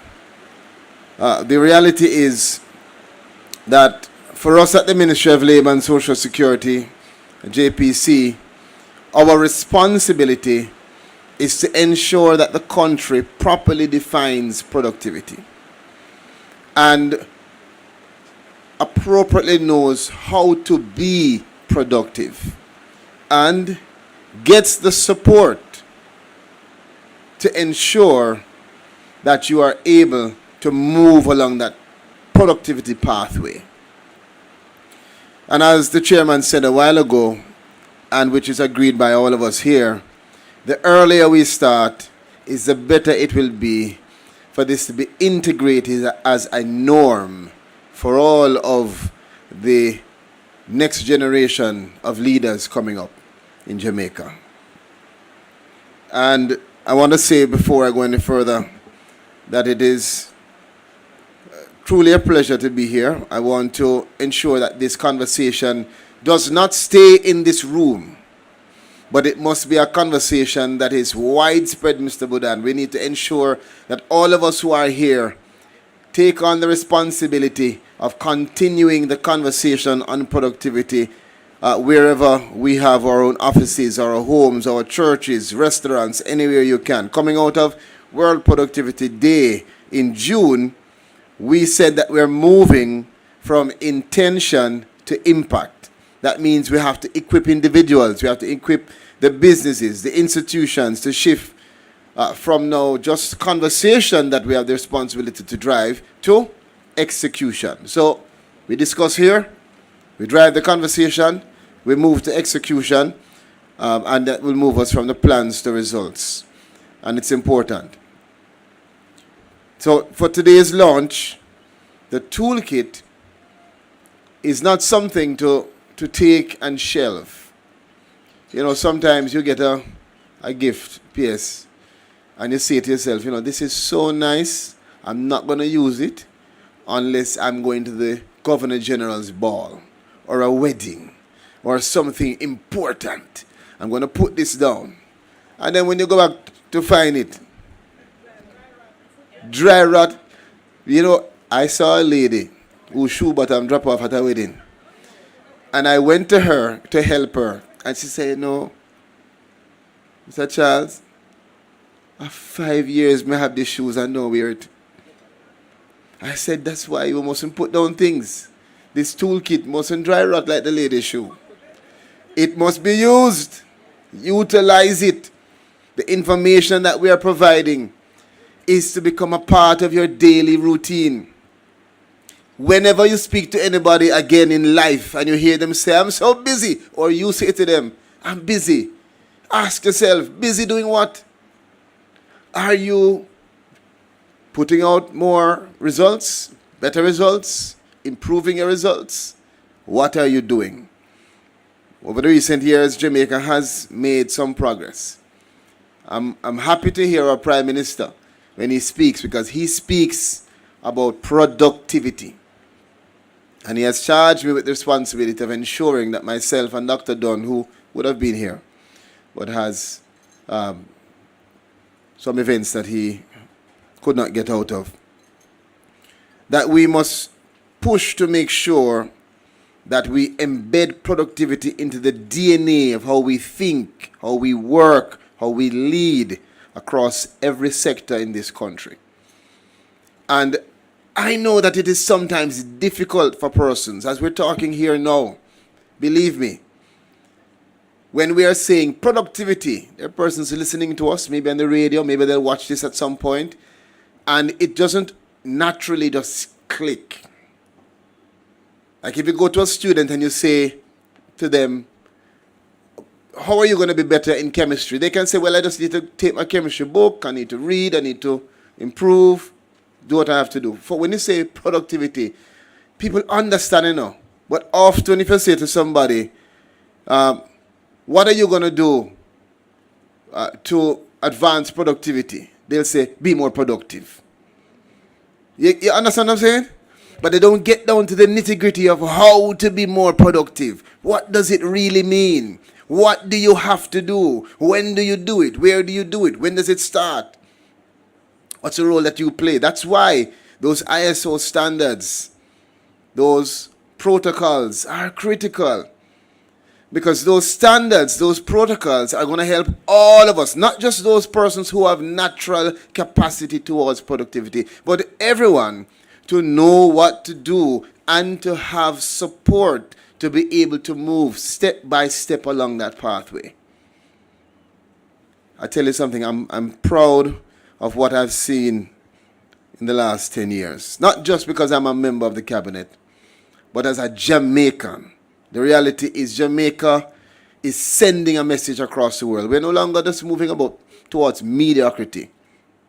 Not in this world where we have rapid evolution, disasters, uncertainties.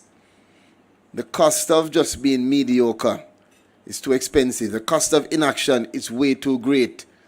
So Jamaica is being bold and calculated, and that's why we are here today at this function. Very important. In recent years, we have made some significant strides. The Planning Institute of Jamaica has reported that unemployment has fallen this year, now moving below 3.5 to a historic low of 3.3% in Jamaica. These are numbers that are unheard of for developing countries in our region. And what is critical is that though this is the lowest level in more than 60 years, if you go around the country, you still see where there's massive room for improvement. Am I correct? You see it, you feel it. Youth unemployment is at a record low, falling from almost 30% in 2016, that's not even 10 years ago, to 12.3% in the first quarter of this year. Do not take for granted the strides that we're making in our country. Does it mean everything is perfect? No. But we have taken significant steps in the right direction. But as there's more work to do, as the gap is closing, as there are new opportunities, as it is opening up for thousands of young Jamaicans, it means that we must now move the conversation to execution in terms of productivity. Because we are about hitting now that stage along the curve where all of the effort and the time and the resources has been spent to move you to that place where you now have to start using what you have in a different way, not just using it.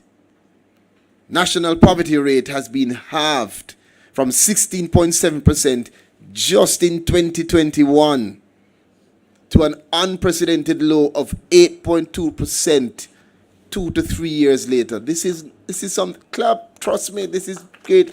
You know, I tell you this. I find that Jamaica, a blessed nation, sometimes we don't appreciate who we are. I was in a room once speaking with persons about the Olympics. And I remember having a conversation when Jamaica, I think we got a silver medal. A silver medal, I think it was. And the person was livid, cursing, almost turning over the table. Who are this? How can I rubbish this? And I said to myself, you know, I don't think we realize that it is not normal for you to have the fastest man and the fastest woman year after year. But it has become so normal for us that we don't realize when we're still doing well.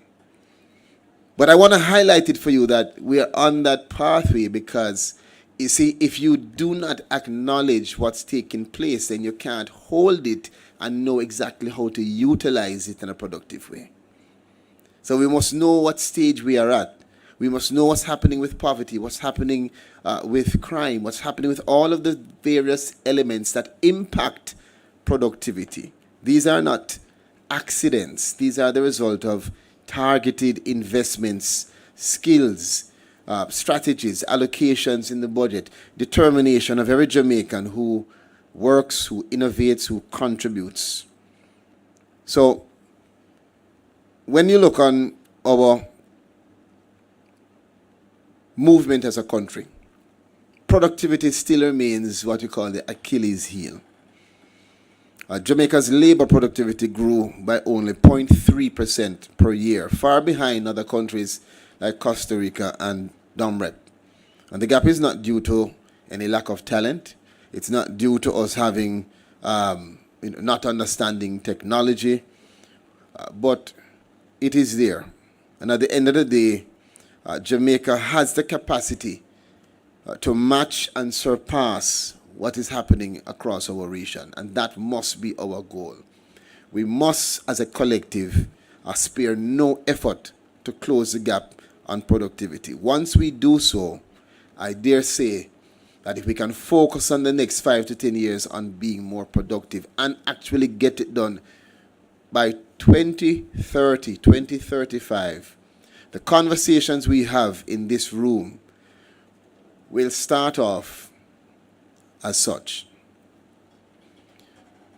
Now that productivity has been managed by the government, the great question that we have for the public and private sector is which countries will be offering visa admission free, and which countries we're going to have to apply some fees to because we can take no more tourists in the country. Our hotels are filled, Airbnb is at the maximum, construction is maxed out, our wharves can take no more cement to build. At this stage, we will have to shut the borders for at least 1 week, just to give the workers and the people a rest. That's the conversation we'll be having. Everybody wants Jamaica, even in bad times. What they're going to want in good times. So productivity is the vision for our country. Productivity is critical. And if you listen to the explanation of our toolkit, you can understand that what we're doing today is a bold step, but it is a practical step in terms of addressing the challenges, and that's a part of this entire process, helping you to identify the challenges, to, with clear purpose, drive greater efficiency in the operations of your business. When I stood here on World Productivity Day in 2023? Yes. I said right here, productivity is a lifestyle. And in my mind, I was speaking about my own household, where I have 4 children. Did I have 4 at the time? I have a 3-year-old, so 4.5, 3.5 children at the time. He just came out. So, and they're all different personalities. My eldest daughter, you go down to her room, you knock, because you have to knock and wait. You know if you have a 15-year-old, anybody here? 14, 15? You know what yes.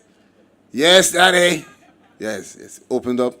She's spreading up something. There's some clothes that has to spread. There's something that has to be done. She has to leave her work because she has to clean something else. I said, Pia, you are always busy. But I'm going to go home now. And you know what I'm going to say to her, right? You're always busy. But are you? Productive. My other daughter, she matters not. She doesn't care about business, productivity, nothing. She's just going to get up, but she still gets things done. It's amazing. She's not at the same pace as the older one. But at the end of the day, she's still getting done, getting the grades, moving, different personalities. Now, for those 2 young ladies, my goal has to be now to take them in their different personalities. And I'm not saying the same productivity toolkit, but something of that sort has to be integrated into their lifestyle. So I say to them all the time, Omar, I say, listen, it's summer now, you can have fun, but set out your schedule. Let me see what you plan to do, how you plan to do it. And make sure that you're balancing between your work, your fun, and make something in between that is work, but you make it fun. And I found that because they're so addicted to the devices, what I've tried to do as a father is to control the devices as much as possible and integrate it into their productivity journey.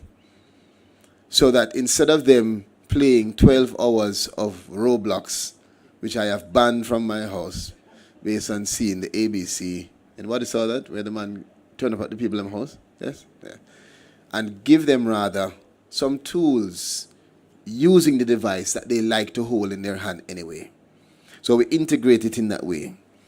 And similarly for our business sector, we have to find ways to use the power of the technology, of the devices, of the artificial intelligence in your hands to enable the automation of what are routine tasks, streamline operations, free up your team to be able to do other things. I heard somebody, Rochelle, say when the AI, ChatGPT came out, that, okay, now so many persons will lose their jobs. I said, no. You're not going to see persons losing their jobs. What may happen is you may change your focus in your job if you find a way to utilize AI properly.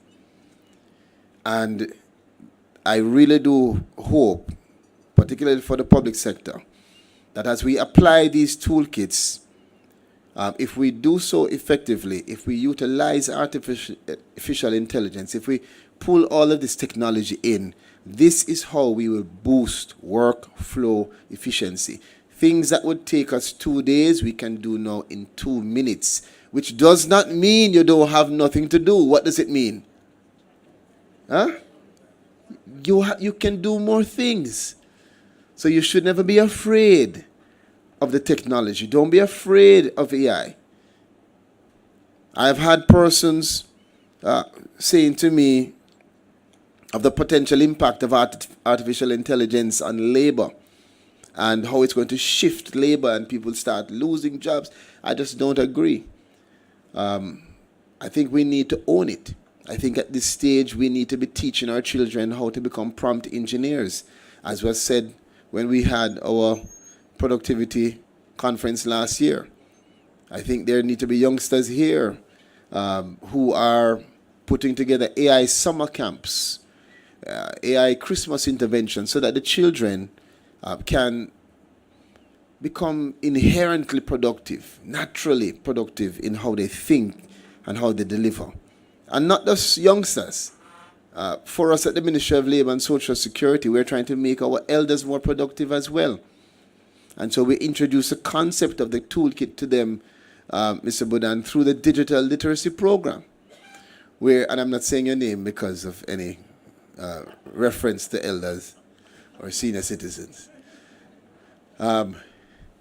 We had a group of seniors who, for them, it was much more than just learning how to utilize the device. It was networking. It was conversation. It was almost hope that this retirement journey isn't the end. Yes? It was a way of making them know that we value this next chapter of your life and we wanted to give you the energy and the gas to be able to drive the vehicle and to make the most of it. So I mentioned all of these things, from my children to the elders, because the toolkit, it needs to be the genesis, an amplifier of how we think around productivity, for us to utilize it in every way, in every means, to really drive the culture shift, the mindset shift that is needed in Jamaica, from moving from blame to ownership, moving from this well-known lateness, and I really shouldn't be saying that since I came late today, but for good reason, everybody knows what's happening, to punctuality, from excuses to results. So the toolkit, the digital literacy program, the mentorship initiatives, all of these things are critical tools. But for you to use those tools, we have to be disciplined. We have to learn how. We have to acquire the skills. You have to acquire the knowledge to make sure that the entire Jamaica, not just the government, sees this as a national mission. Government, business, educators, workers, civil society, all of us have to choose efficiency. We have to choose to be productive. It's not going to happen by just accident. As a matter of fact, I read something once that said productivity is not by accident. Productivity requires very deliberate, strategic approaches to make sure that you are achieving your goals. And if I'm to ask you now, table by table, who do you see? Let me ask. Is the managing director, Sherman Williams? Right? Huh? Yeah. You must receive what God is sending to you. You didn't get what I said, right? You should say, yes, amen, brother. Yeah. So, let me just ask you, who around you do you see as the most productive person?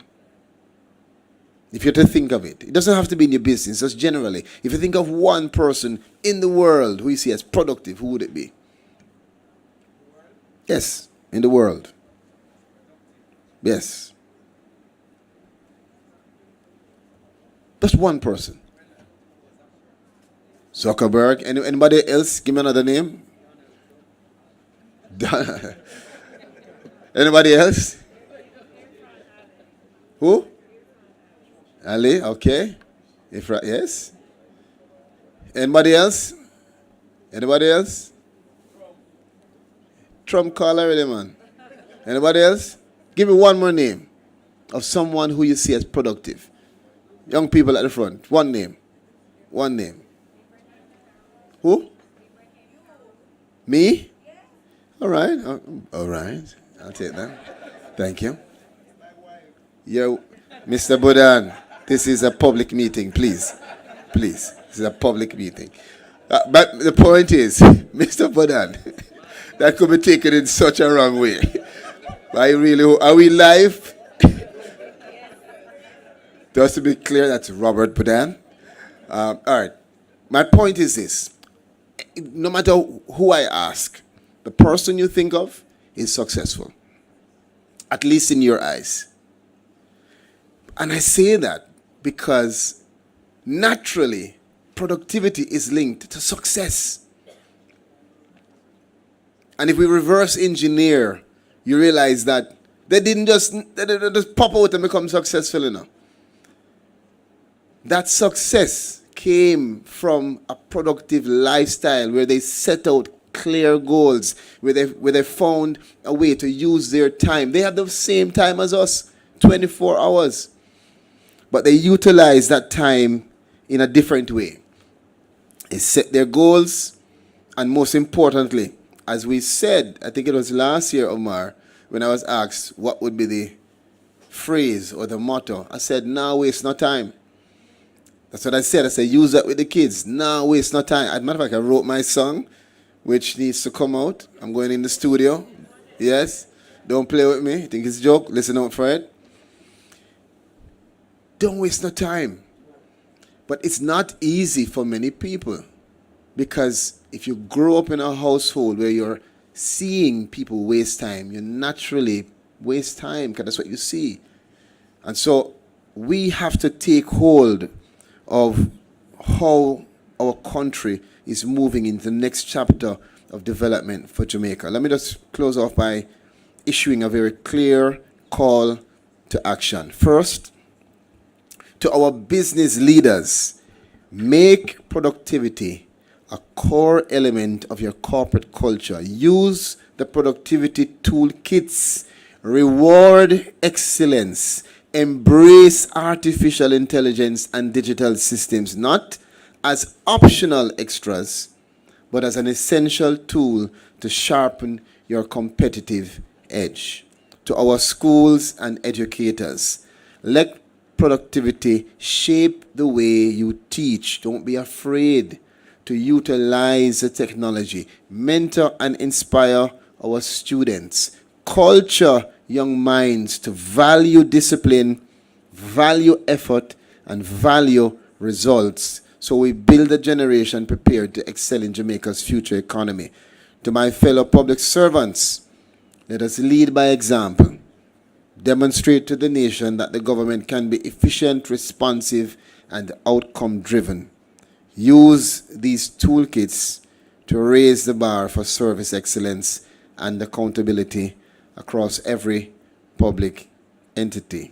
And finally, to every Jamaican worker, whether you are in uniform, whether you're behind a desk, whether you are on a work site or in a field, productivity is not someone else's business or responsibility. It belongs to you. It belongs to each of us individually.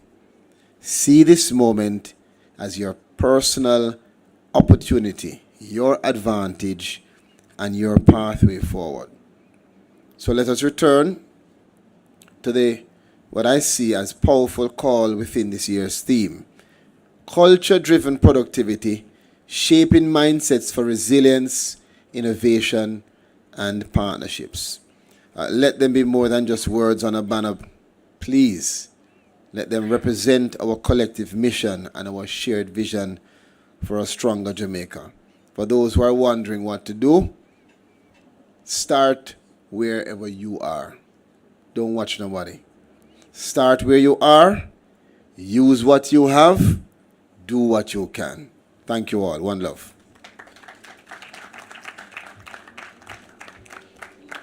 Embedding productivity in how we think, in how we work, in how we lead, in how we live. Thank you so much, Minister. One more time, ladies and gentlemen, for the Honorable Colonel Charles Jr.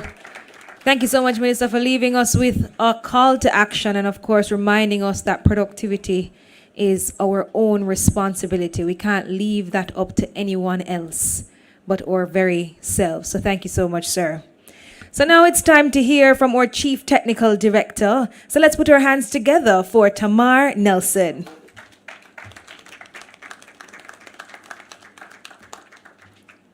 Good afternoon, everyone.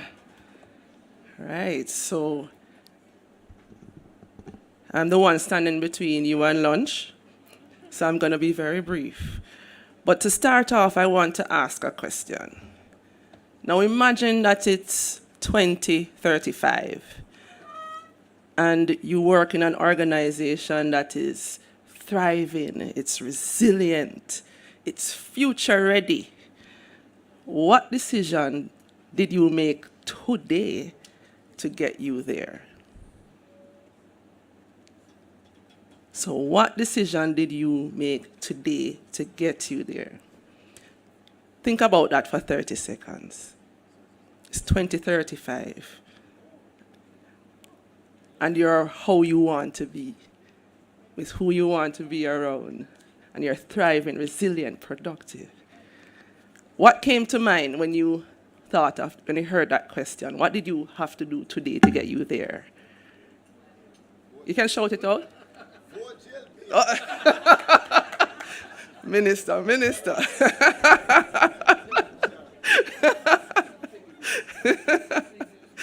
I see a hand here, Mr. Richardson.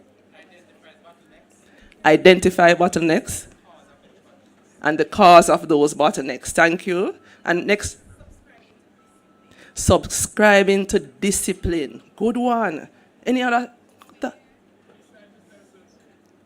Yes. Is that Mr. Millington?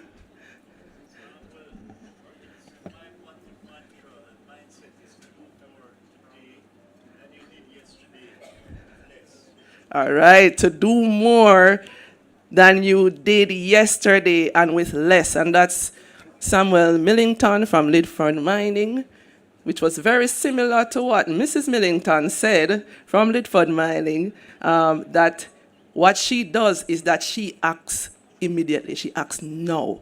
So once she gets the thought of what the issue or the problem is, she acts now. Right? So we're seeing some of those responses, innovation, leadership, adaptability, digital transformation. Those were some responses I got when I met with a group of leaders from the Sherwin group the other day. You remember that, Mr. Richardson? Yes. And, the first thing we have to decide is to be around in 2035, right? And the second thing that we need to do is to start acting like it, like we want to be around, right? So, did we get there by the strength of our team? We have to build the team now. Did we grow an organization of leaders? We have to grow them now, right? Did we serve our clients amazingly well? Let's start to understand what they want and double down on that and give them the service that they want now, right? So in the past 20 years, over 20 years that the JPC has been around, we are in the business of helping organizations to bridge those gaps and to execute, as you have heard, the systems and the leadership, right, to build successful companies. And this means that we have to do things differently. It can't be the same thing that got us here. It won't get you there, exactly, right? So that has to be our primary focus on our future, and that our future state depends on what we do today, right? And we have been hearing some great takeaways so far this morning, right, about attitude, values, mindsets, and, and a lot of discussion around what I call the biggest room in the universe, and that is the room for improvement, right? So we heard about the overall gross output per worker that's increasing. We heard about the cultural and the personal mindsets that we need to unlock, right? So that we can have scaled output. So productivity, as the minister said, is everyone's business, right? And there's no magic bullet for it. We have to do the work. And in this afternoon session, you will hear from some more of our partners, right? That we have some exciting projects coming up that will look at building out a productivity ecosystem that the minister would have spoken in his sectoral speech. So we have a project now that is starting with the ILO, and you'll hear more about that. So please come back and hear more about how we are going to build out those productivity ecosystems here in Jamaica. And we also spoke about measurement, so we have somebody from the UNCTAD team. We have a project with them as well, a 3-year project, we're going to be looking at building out productive capacities here in Jamaica with this UN group. So we heard from our local partners, right? I know some clients, they are partners now for productivity. We heard Lidford speaking about rising and shining, our NHT partners. Yes, we gave them 2 weeks because when you have found the problem, you shouldn't wait on it. And but we didn't hear from one group, right? And those were our students. So at this time, I have two persons here today that I want to introduce. And they are Zarice Williams and Xavier McFarlane, who are from the University of the West Indies, from the Georgia Lane Hall. They are Panthers, who I work sometime with in terms of mentoring and so forth. So they are from the Integrated Marketing and Communications Department program at ULI. And Mr. Xavier McFarlane is now going to enter the Norman Manley School of Law. So we just invite them briefly to share how they have been more productive in their various studies at school.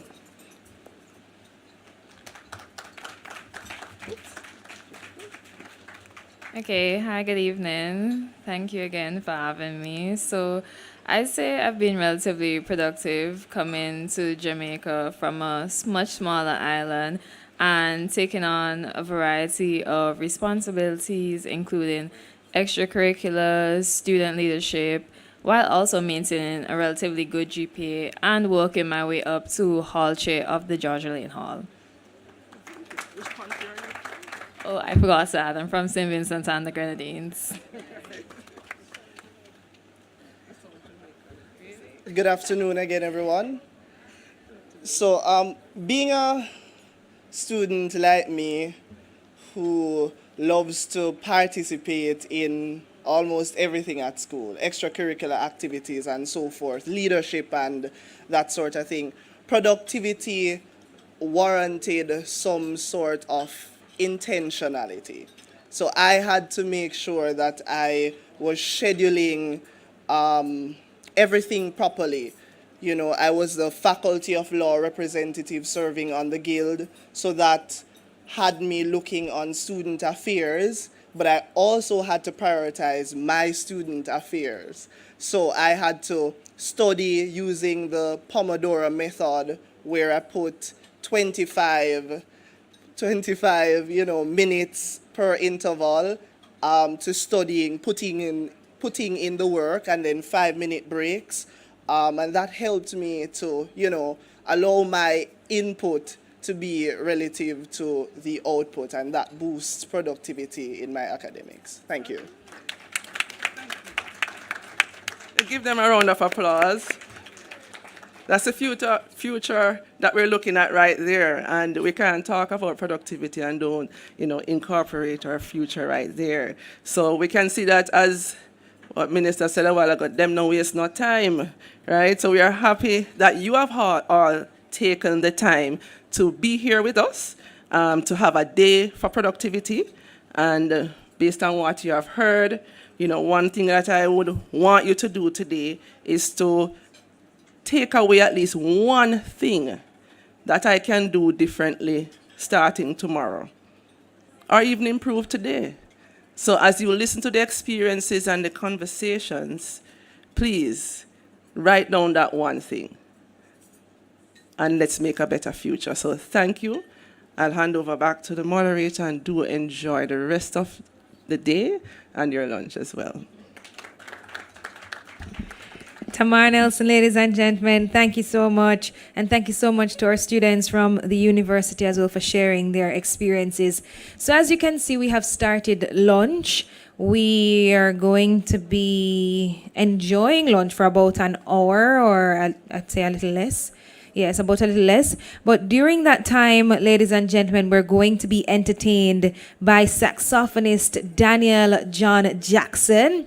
And also a few members of the JPC will be coming around, and, they want to get some insight as to how you've been enjoying the forum thus far. So please don't shy away right? Share your experiences, share your thoughts.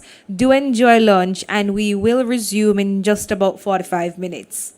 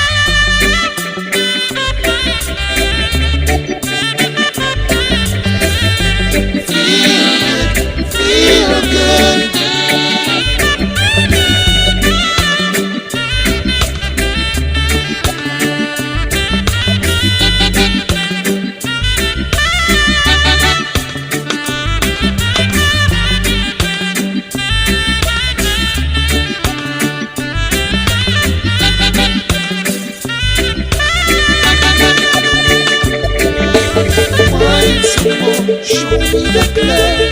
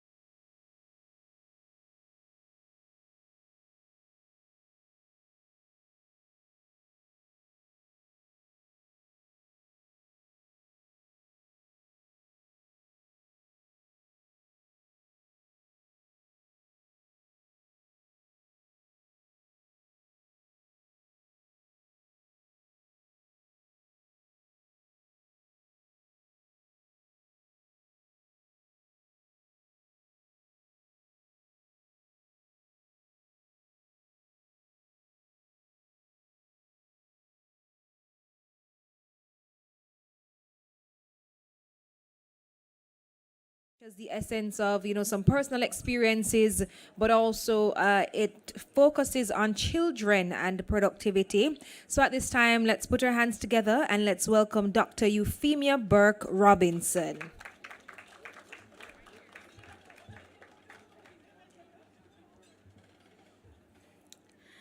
Thank you, Madam Moderator. Let me associate myself with the protocols already established. Now, how are we doing? I must say that lunch was sumptuous, toothsome, delicious. Let me see if I can get your attention. Let me see those of us who have ever lived in the dark for a day. You've ever been in the dark for one whole day. One whole day, all right, I see one person.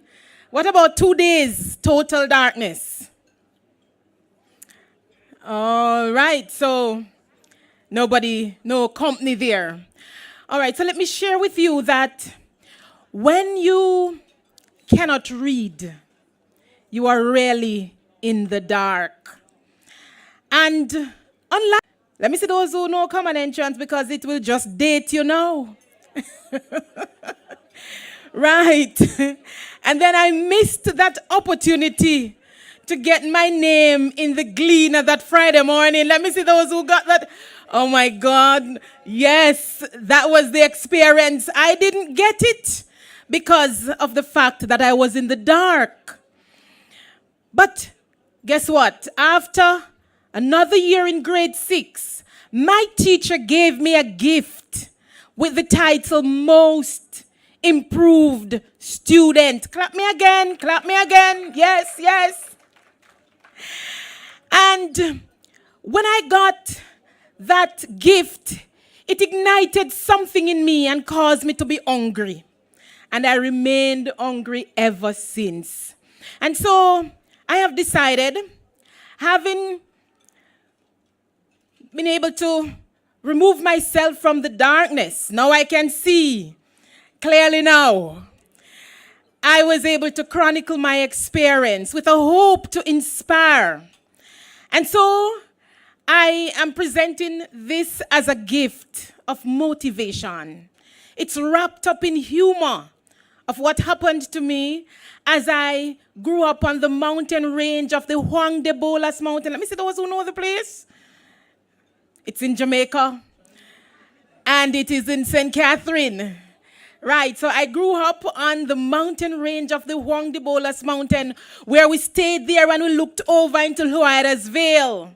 Yes, passing Codger's Hill. That's where I'm from. And so all of that is wrapped up in this book that I am hoping to share with you. It's a beautiful slice of my life and life on the mountain range. All right, so you can consult with me. I'm right there, and I hope to see you. Ladies and gentlemen, have a one. The title of the book, thank you, is Most Improved Student. Yes, in the classroom of life. Clap me for that too. It has a hope to inspire. God bless you so long. Thank you so much, Dr. Euphemia Burke Robinson. So it's time to head into our next presentation, ladies and gentlemen. And in achieving the National Productivity Agenda, the Ministry of Labour and Social Security partners with various entities. Ongoing partnership is with the UNCTAD through the UNDA-sponsored Stronger and Greener Productive Capacities Just for Transitions in Caribbean SIDS project. Our next presenter is also, or I should say, is a statistician at UN Trade and Development, specializing in statistical capacity building and data analysis to support evidence-based policymaking, especially on trade in services. He contributes to the development, application, and dissemination of the Productive Capacities Index, working with countries to strengthen their statistical systems and assess their productive potential. Ladies and gentlemen, presenting on strategies for effectively measuring productive capacities to drive efficiency analysis, let's welcome Mr. Benny Salo. Put your hands together for him, who will be joining us virtually. Thank you so much. Thank you for that introduction. Greetings to all distinguished guests.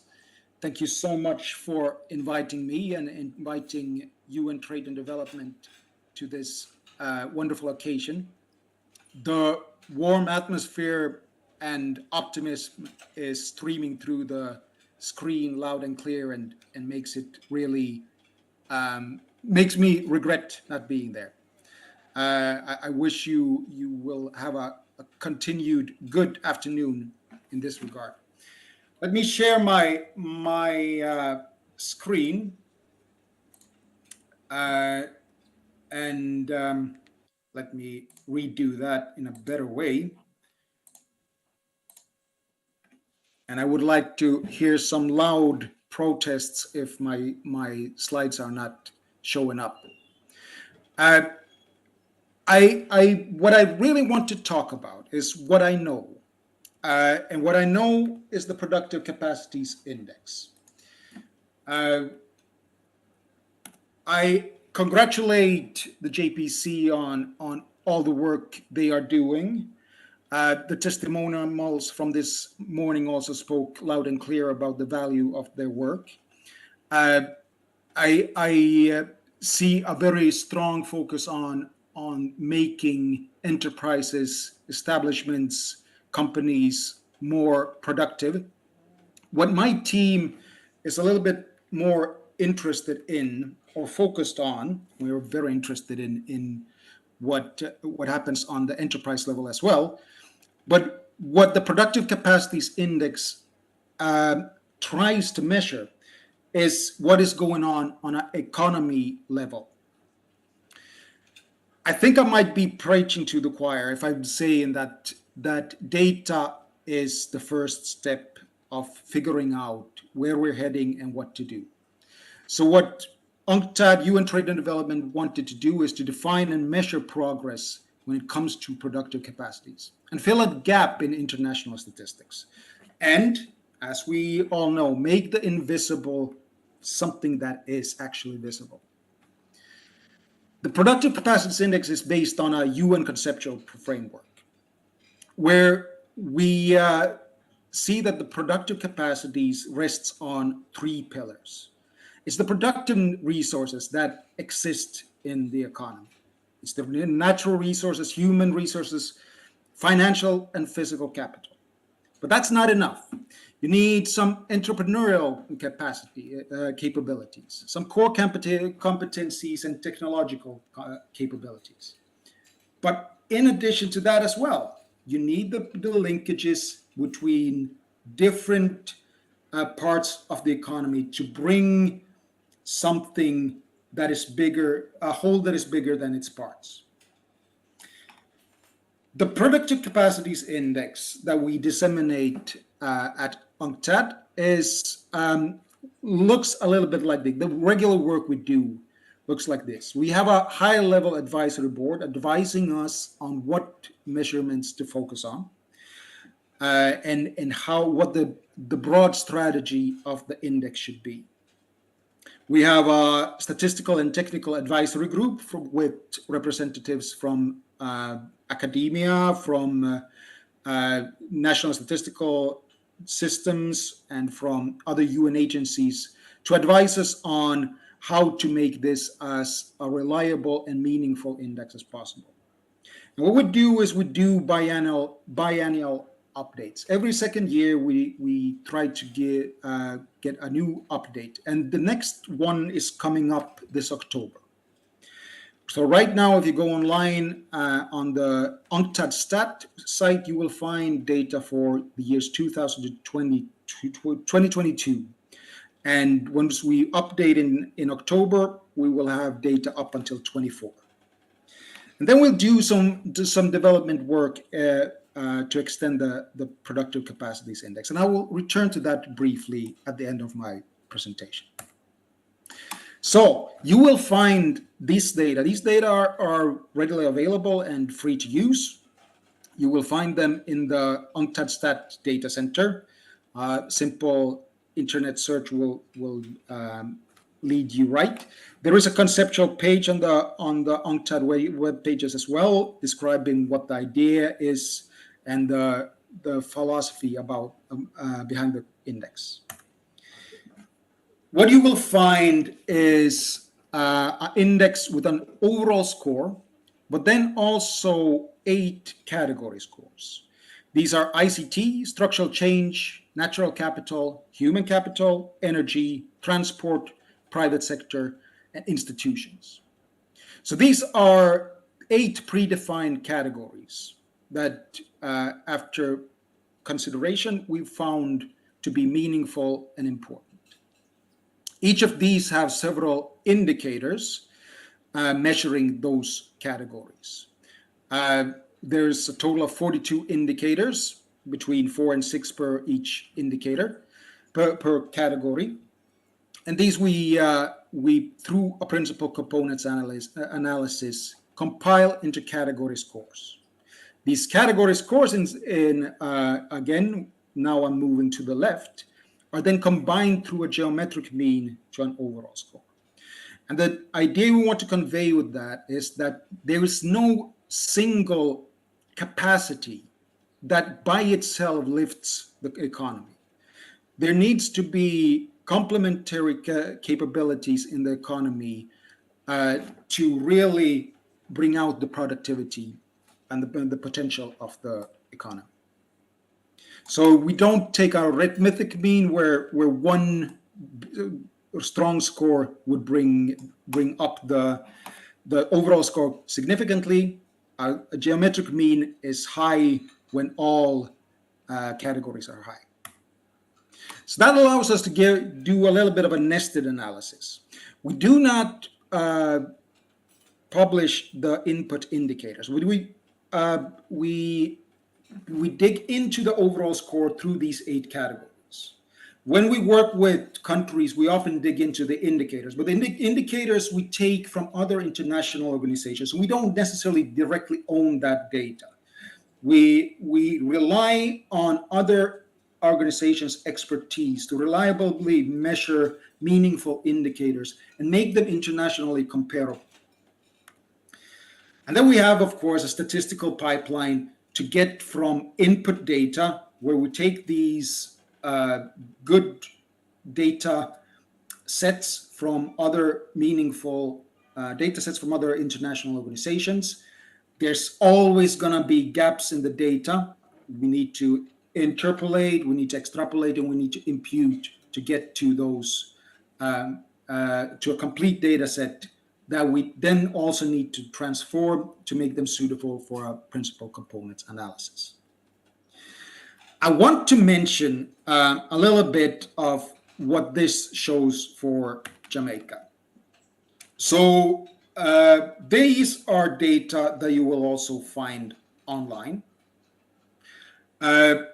We are not interested necessarily in ranking economies. We are interested in finding ways for economies to develop and becoming more productive. But it's a matter of measurement. And the most useful, maybe one of the most useful ways of measuring and learning something about the economy is to put them in relationship to other economies. What I've plotted here are the green triangles showing the median of all 194 countries in our data set, and the red dots for Jamaica. I've chosen to show you 2019 because those are in the version that is online are data that are fairly complete for Jamaica, with the exception of transport. There we've done quite a lot of imputation for Jamaica. And 2019 is also an informative year. After 2019, we have this not so nice pandemic that kind of messes up a lot of what we can learn about economies. Things are not quite normal in a few years after 2019. But 2019 is a nice year to look at to get an idea of what might be the strengths of the Jamaican economy. What we see is, according to our data, and you might very well disagree, we want this should be above all something that we learn from, not anything that dictates what the reality is. But what the data suggests is that Jamaica have very strong institutions, very strong human capital. And in 2019, those are the really strong points. Transport is at the bottom, but I do want to put that caveat on that category, since that is a little bit weak in the data reliability sphere. Natural capital and energy are those categories where Jamaica was the weakest comparatively, relatively. Now, we've been working on a new data set, and I want to take the opportunity to show what it seems to be looking like as we fast forward to 2024. These are preliminary data. It's a new generation of the index. And what we can see is, in overall, Jamaica seems to have been closing the gap. And in the overall PCI score that you see in the middle, Jamaica is doing better than in 2019. Remember, these are relative scores. It is worth putting out these green triangles as the world median, because the data, each category is normalized between 1 and 100, where 1 is the lowest score recorded, 100 is the highest score recorded. So it is useful to look at where is the green triangle in this. Again, Jamaican institutions show strength, human capital as well. And ICT has popped up as one of the strengths. Transport has moved up, and I attribute that largely to data issues. Now we have some better data for transport for Jamaica, and that now looks is in a much better light. So that is what it looks like, and I invite you to explore our data further. There are going to be developments, and we want to continue to develop the index to be more and more informed. And one of the things that we want to include is indicators of maritime transport in the transport category. And that would be quite relevant for Jamaica. And I think that might be showing up already in the next. It is not accounted for in this version, but these are not the final data that we will be publishing. It might show up in the October version. And we're working also on including environmental indicators and indicators of gender equality.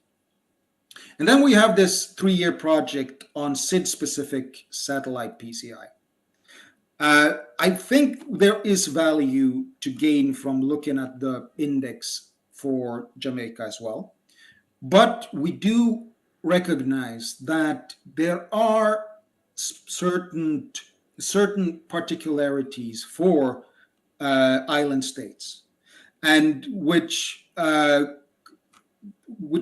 island states have some particular challenges, some form of remoteness being one of them. The exposure to the risks of climate change is another. The importance of the blue economy is a third. We want to with time, develop a satellite PCI that takes those dimensions into account to have a better grasp on where, in what direction is Jamaica's productivity heading, as well as other island developing states. Jamaica is not, the S is not very applicable to Jamaica, I find. Considering other SIDS, Jamaica is quite big, but I think there are shared experiences nevertheless. I want to stop here. I would like to invite questions rather than keep on going and speaking about what I like to speak about. once again, I congratulate the JPC on a great conference, and I congratulate Jamaica on the wonderful strides the country is taking to becoming an ever more productive society. Thank you so much.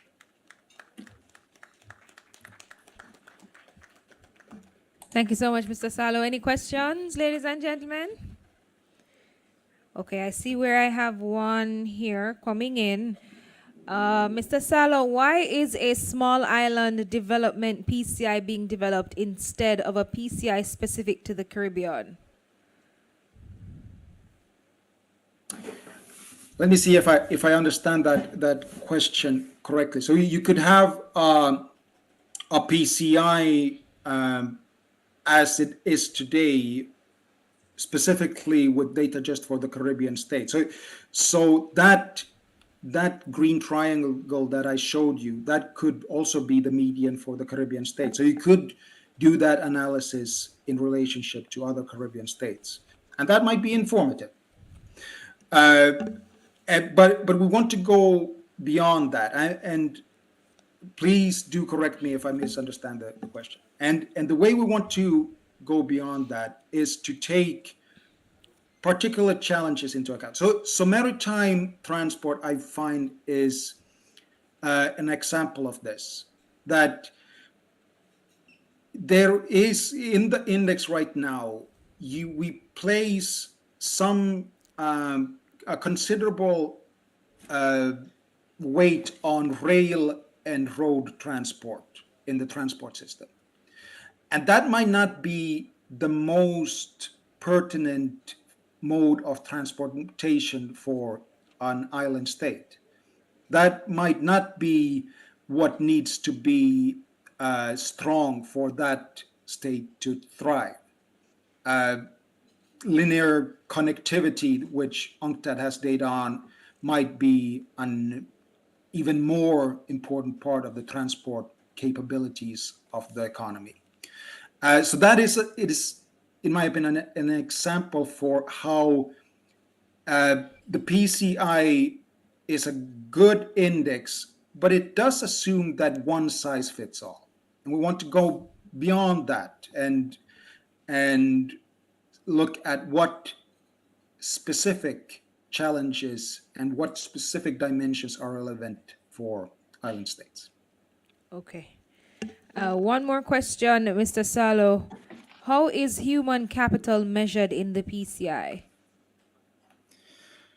Human capital is measured through,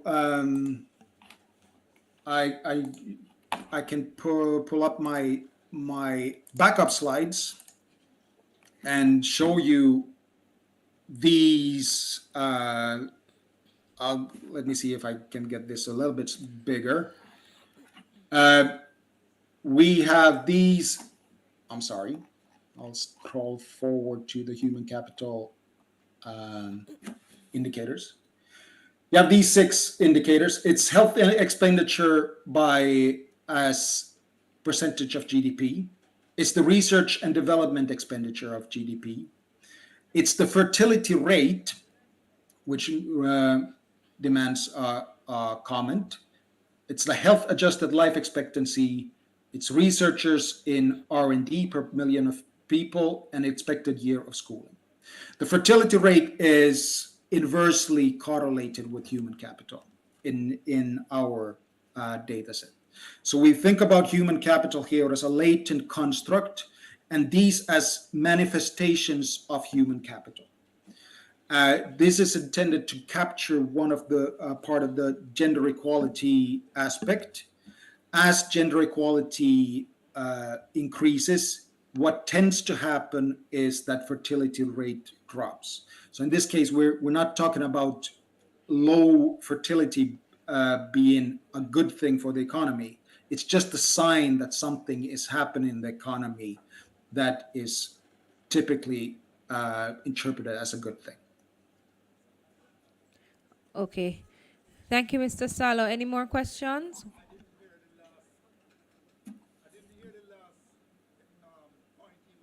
Okay. Mr. Salo, can you please repeat the last point you made? About fertility rate. Yeah. So, so in general, we view these as latent constructs. That is, the indicators that we use to measure the latent constructs are manifestations of the underlying construct. That means that the arrow goes from the construct to the indicators. It's the construct that affects the indicators. So the idea here is that if you have high human capital, one of the manifestations of that is that women tend to be a bigger part of the workforce. Women tend to be more highly educated. And with that, that is in turn manifested in a lower fertility rate.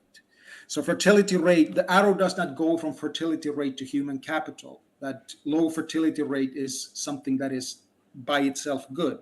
It's just a sign that the human capital is increasing.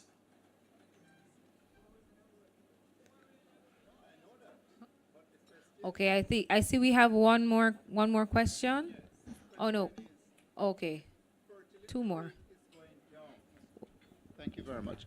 If fertility rate is going down, albeit more women are entering the workforce, how is that good?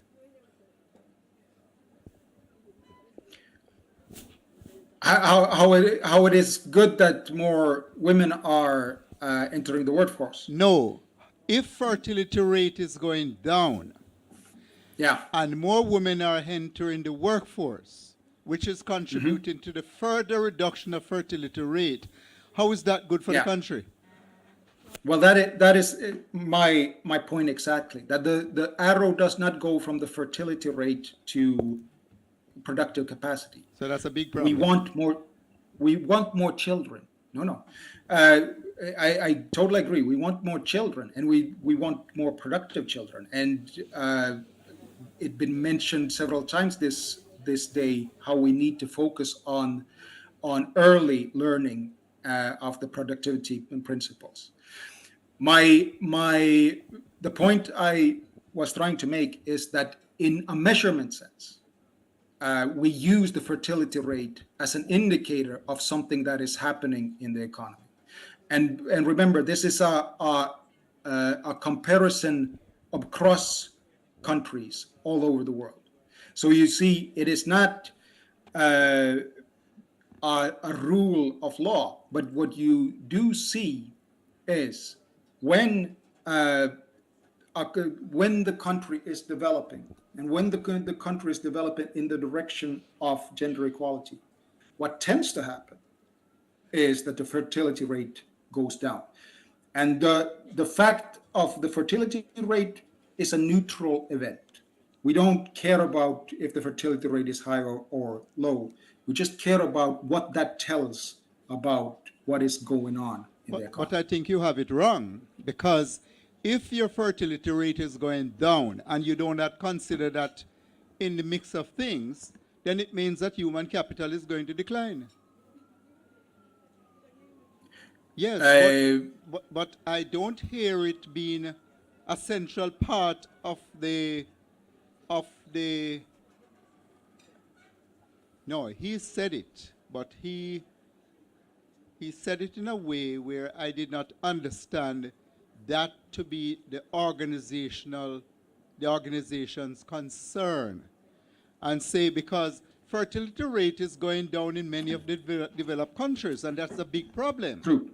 Yes, True. your productivity rate could be through the sky, but if your fertility rate goes down, you soon don't exist. Yes. That's the concern we need to address. That is true, but in a measurement sense, at the levels that we see fertility rate today across the world, across countries, what low fertility rate tends to be a signal of is higher human capital. It is not, and I stress, I totally agree with you. The arrow does not go the other way. The fertility rate a low fertility rate is not a good thing for the productivity long term. But what it in the present moment is a signal of I know. is the improvement of human capital. Okay. I'm not concerned about that. All right. Okay. Do we I- have? Yes. Yes. Okay, I think we're good. Okay. I saw one more hand. Do we still have that question or no? We're good? Okay.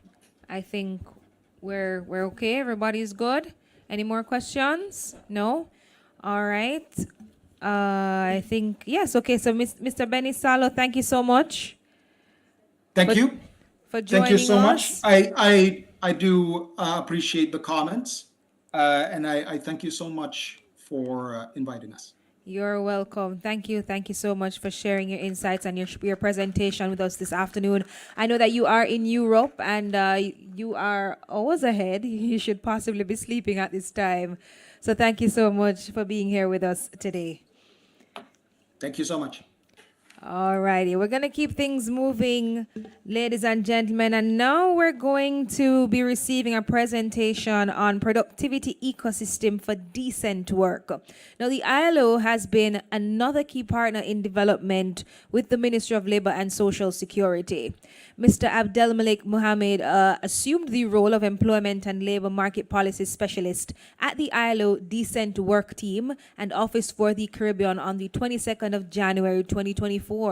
With over 15 years of experience in East Africa and the Middle East, Abdelmalik's work has predominantly focused on designing and implementing inclusive employment policies for developing and emerging economies. In June 2021, he served as the ILO's labor economist in Uganda, leading the organization's support towards labor market statistics and employment promotion. From 2011 to 2016, as head of office and economic development technical specialist for ILO, Somalia, he was responsible for managing youth employment, labor market statistics, local economic development, and entrepreneurship project. Ladies and gentlemen, please put your hands together and let's welcome Abdelmalik Mohammed, who will be presenting on productivity ecosystem for decent work. And Mr. Mohammed will also be joining us virtually as well. So please make him feel welcomed. Thank you so much, colleagues, and good afternoon, everyone. Let me just share my presentation. I hope you can hear me. Just share my screen.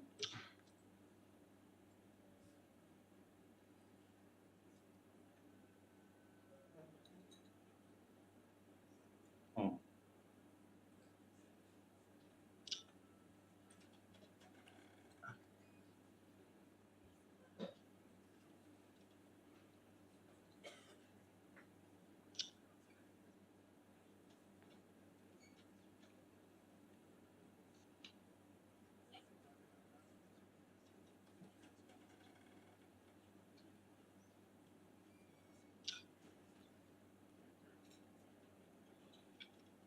Can you see my screen?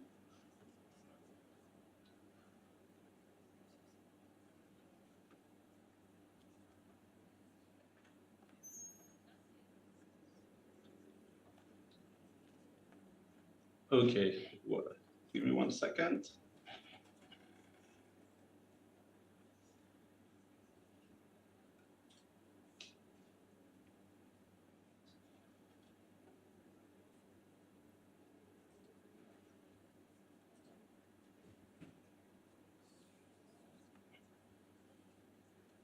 How about now? Okay, thank you so much. Okay. How should I do this?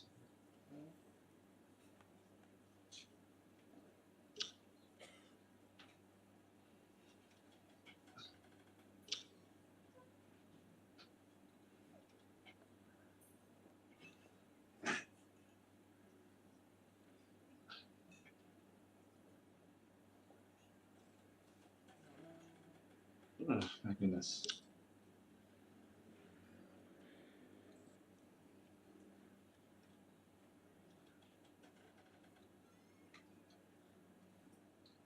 Okay, let me show it again.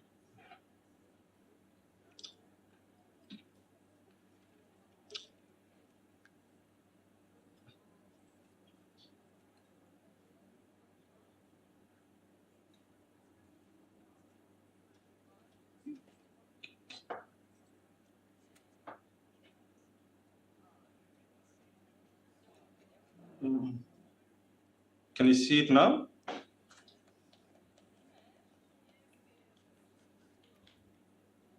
Okay, sorry, colleagues. And good afternoon, everyone. I know this is the time of the day when lunch and many hours of working tries to defeat productivity, so I'll try to be brief.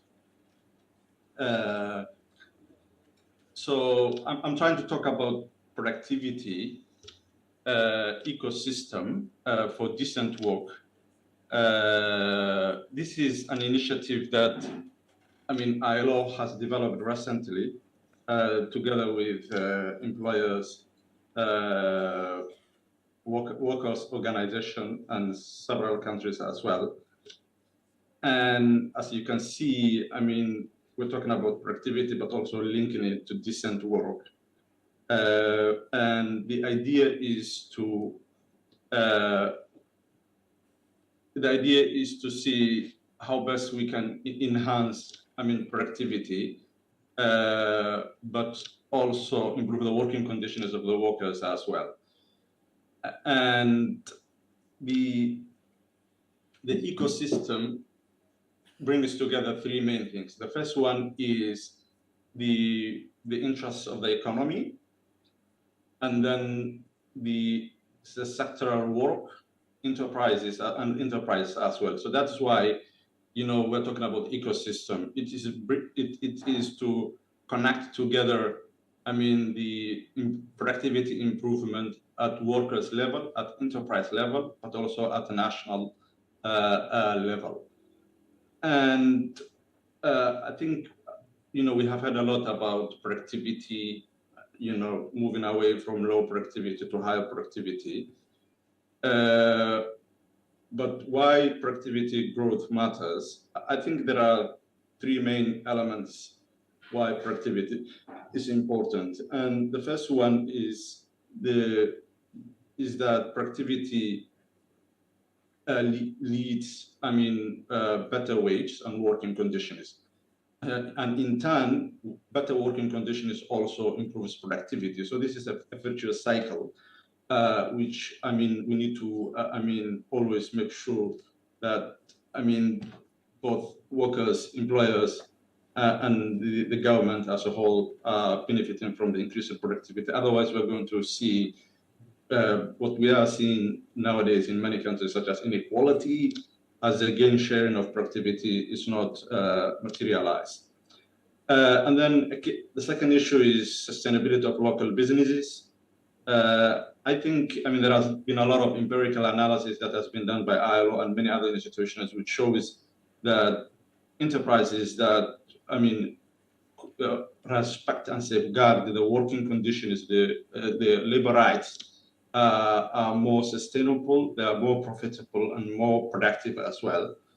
And as we all know, and I think we have been talking a lot about these linkages between productivity, economic growth, living standards, and poverty reduction, and improved fiscal, space for the government. I think the most fascinating, wisdom we have seen recently is from the Nobel Prize laureate Paul Krugman, who said that productivity is not everything, but in the long run, it's almost everything. And I think what he meant was that, we can rely on so many things during short periods, like natural resources, aid or whatever. But in the long run, everything depends on productivity, at least if the country is willing to improve its living standards. So this is the ecosystem that I have been talking about. And as you can see, the ecosystem is a kind of an operational mechanism which we want to support, our member states, our countries, at least to improve productivity. And the ILO has been supporting productivity for many years, but this is a new approach which we have developed a few years ago, and there are only a few countries that have already started to implement it. And the idea is also to initiate this implementation in Jamaica. So the ecosystem, number one, promotes the idea of selecting sectors. I'll say something about sectors in my last slide, but sectors are the starting point for productivity improvement.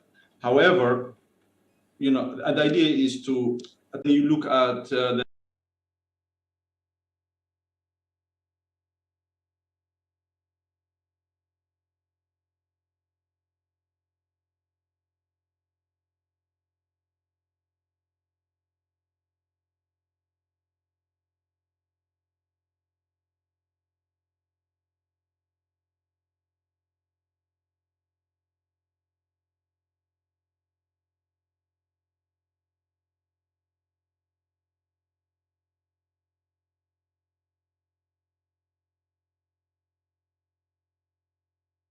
market institutions, competition and macroeconomic institutions. So all those issues, at the end of the day, impact the productivity at the national level.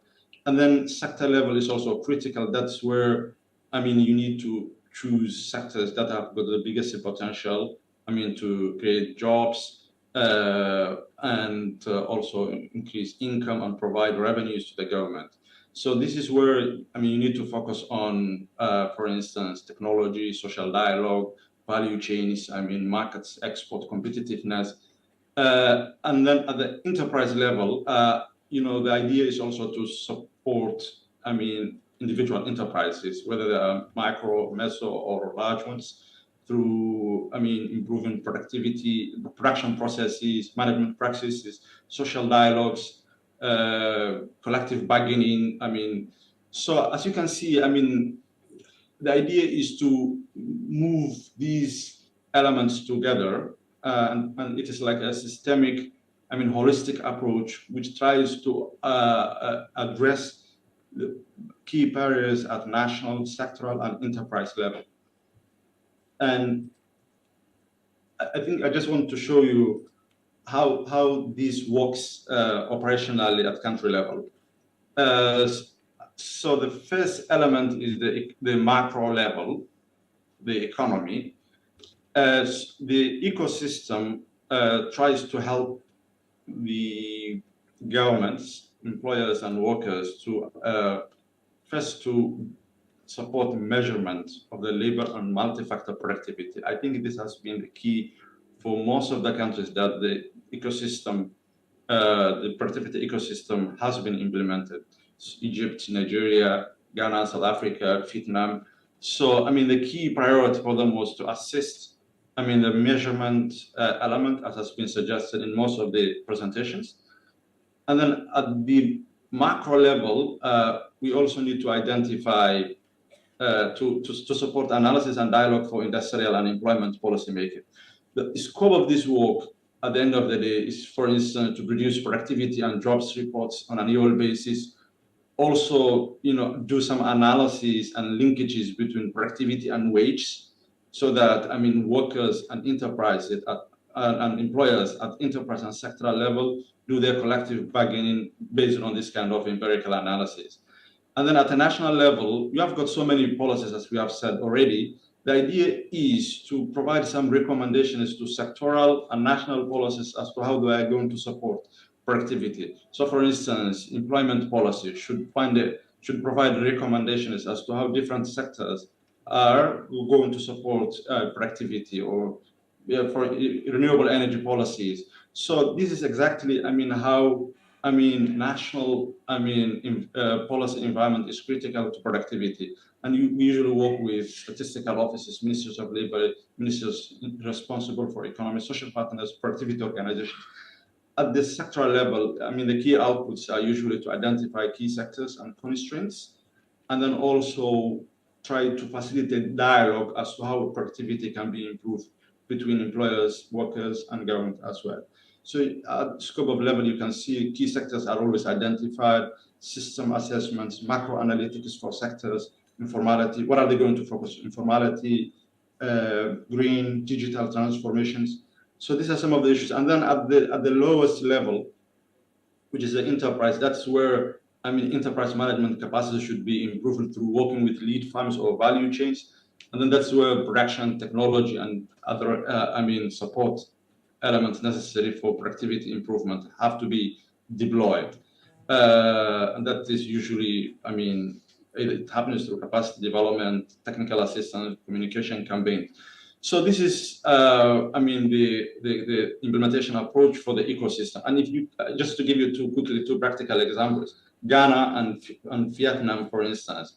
Ghana, for instance, has identified textile and garment and shea butter as sectors to focus on, because shea butter focuses on rural economies and it employs a lot of women and youth in those sectors. So they wanted to, support, that sector. So at macro level, and you will see all the examples, the social dialogue is key, measurement is key, and then capacity building. At the sectoral level, I think the key issue is to, at enterprise level, is to support the two sectors in terms of modernization of production process, formalization businesses. In Vietnam, they have identified wood and furniture, and the idea again is to also to facilitate social dialogue on productivity in those two sectors, and then also align productivity, targets with the 2030 national plan. So, and then lastly, I just want to throw a few ideas because the key element is productive sectors. And as we all know, sectors are not born equal. So some sectors are more productive than others. So the idea is that, particularly when we are initiating ecosystem, the productivity ecosystem is for the country to support or to identify sectors that have got the capacity to generate more income for people, more income, more jobs for people, and then fiscal revenues, and then also growth. And then there are also sectoral productivity divergences within the sectors. What I mean here is that there are sectors that have already accounting for the most of the productivity growth in the economy. So we need to see which sectors have the productivity growth, but which sectors have got the potential to grow as well. And then the other issue is to also look at the share of labor versus capital, and then make your decisions according to where you want to primarily focus on the economic growth or the welfare of people, for instance. And the last one is the supply side productive capacity. What I mean here is that the sectors also have impact each other, so they have spillover effects on one another. And we should also try to, support sectors that have got the potential to enable other sectors, such as, energy, for instance, and transport, for instance, can facilitate productivity improvement in tourism, in agriculture, for instance. So I think that is also very critical to be considered while, trying to identify the sectors. I stop here. Let me know if there is any question. No longer here with us? Checking. No? He dropped off? Oh, ask the question one more time. Okay, Mr. Mohammed, is it possible for low productivity sectors to have large impact in enabling other sectors? Sorry, I couldn't hear the question. Can you say it again? Okay, one more time. Is it possible for low productivity sectors to have large impact in enabling other sectors? Yes, exactly. Number one, I just want to say a few things here. Number one is that low productivity sectors, number one sector is a combination of subsectors. So, for instance, let's assume agriculture is a low productivity sector. However, it can contain so many subsectors which can be much more productive than the performance of the sector.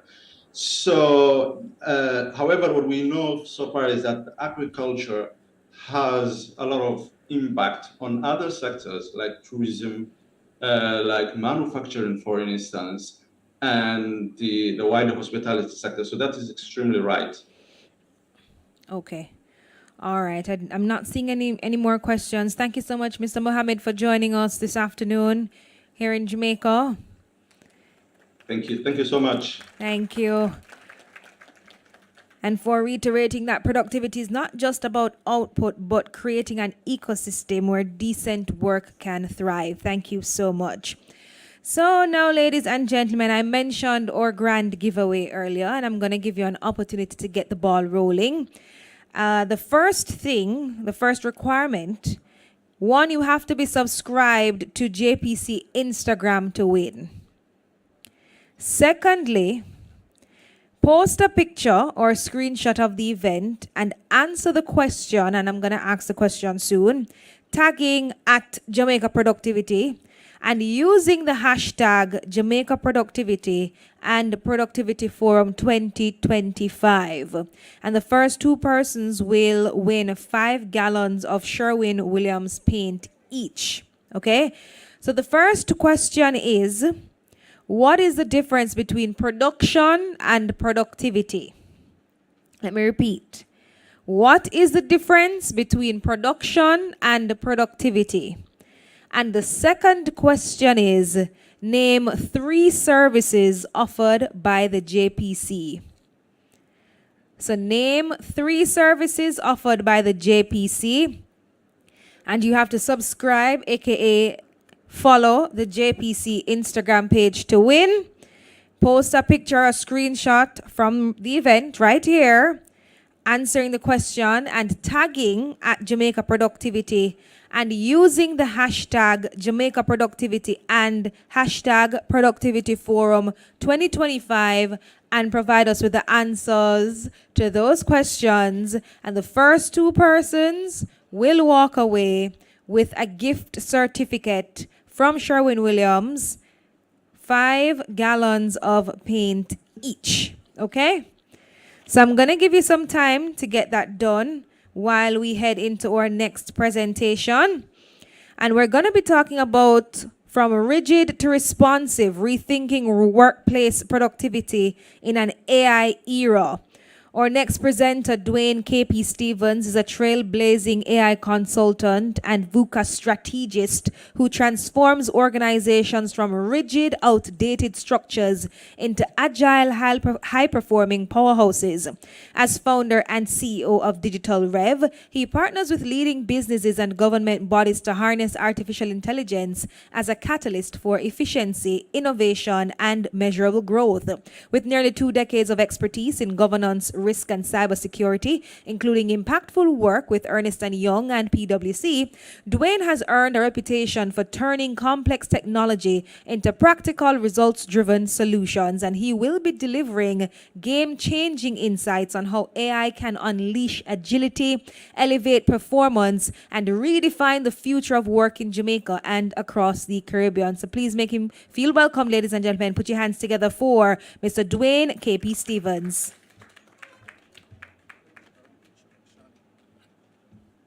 Good afternoon, everyone. I'm looking in the crowd now, and I almost don't have a crowd, so I'm going to be very quick. All right, so rethinking workplace productivity. Oh, all right, cool. Move along. All right.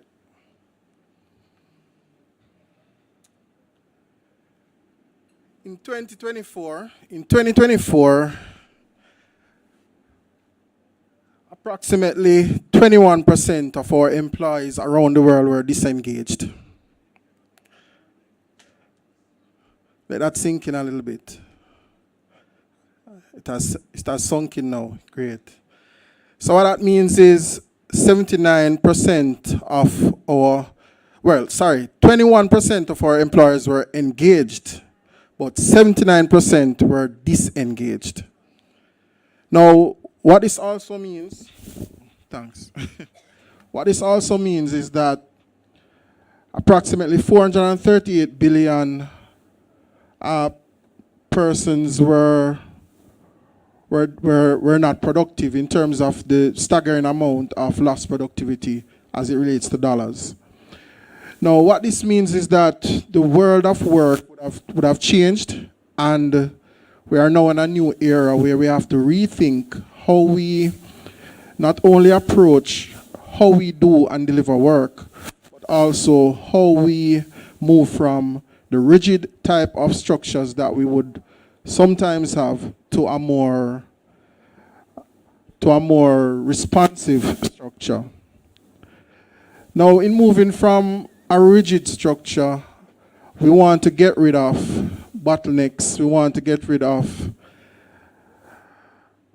productivity reducers. So, for example, information that is not provided in a sufficient manner, outdated processes, we want to get rid of those. Those would form under the old rigid productivity model.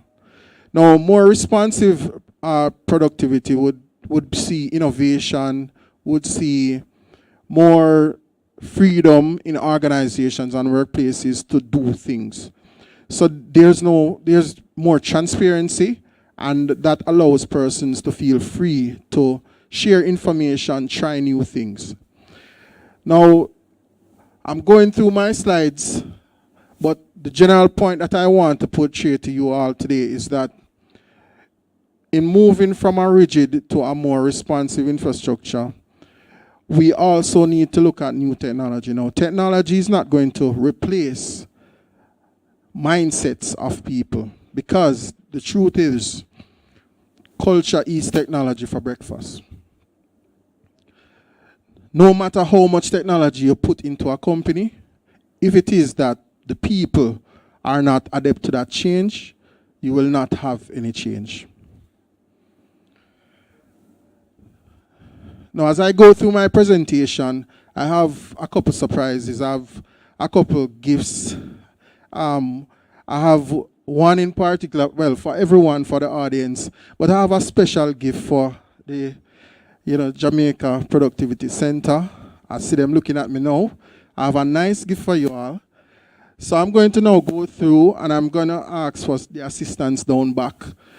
What I'll be doing is a case study, and this case study, I'm going to read it.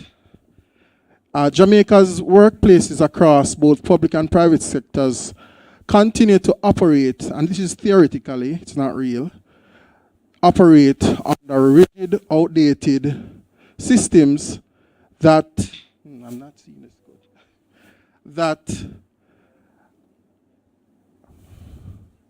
good, rigid productivity,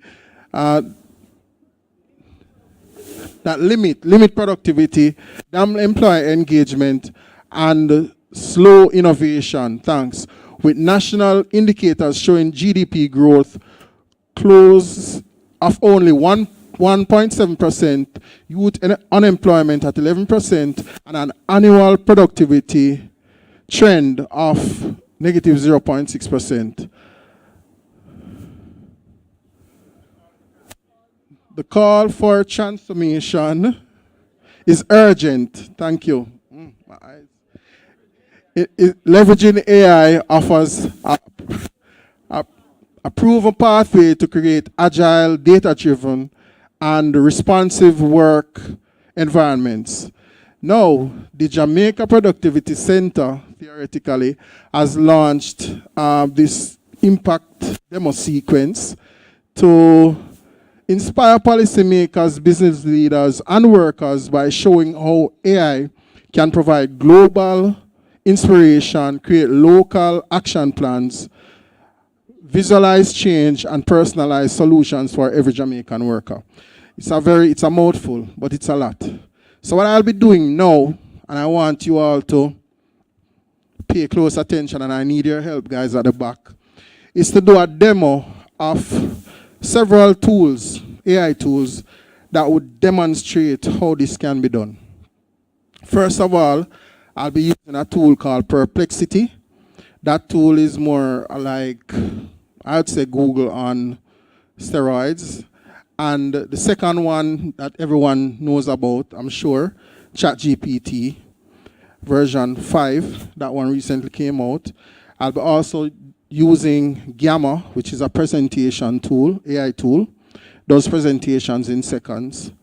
And finally, I close everything out by introducing to everyone, including our representatives from JPC, my model of a GPT called the JPC Productivity Navigator. And it's a generative pre-trained transformer model. So I'll go into that. All right, let's move on. All right, first thing, this is Perplexity. This is how it looks. This is the screen that comes up. What is written there is a prompt. For that prompt, it is, let me go down here because I can't see. I can't see, sorry. All right, let me help you. Yes. Let me help you here. Find 3 global case studies from small island economies where AI tools transformed rigid workplace systems into more responsive, productive models, and summarize the top lessons Jamaica can apply in 2025, considering GDP growth of 1.7%, youth unemployment at 11%, and a negative 0.6% annual productivity trend.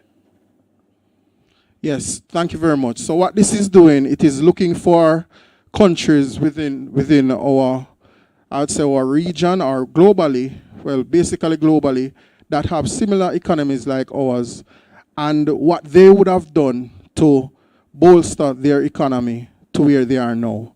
So it's really just comparing what they would have done and creating an action plan for Jamaica so that we can implement. All right, so go back. All right. So now we're going to look at it in action. So there you go. You just put in the prompt. And what it's doing, it's kind of searching, getting all the information that is needed based on the prompt that I would have put in. And what it would provide at the end is a summary of the 3 countries that would have similar economies like Jamaica, and what it is specifically they would have done to leverage artificial intelligence within their countries. And also what it would also provide to us are some actionable steps that Jamaica can implement to move us forward as it relates to the future of work. So it's going, and I would have recorded this before, so it's just showing you the results here on screen. So top lessons for Jamaica would include, as you can see, I can't see. So let me just pause it a little bit. Yeah, pause it and kind of just walk through it because not seeing it clearly.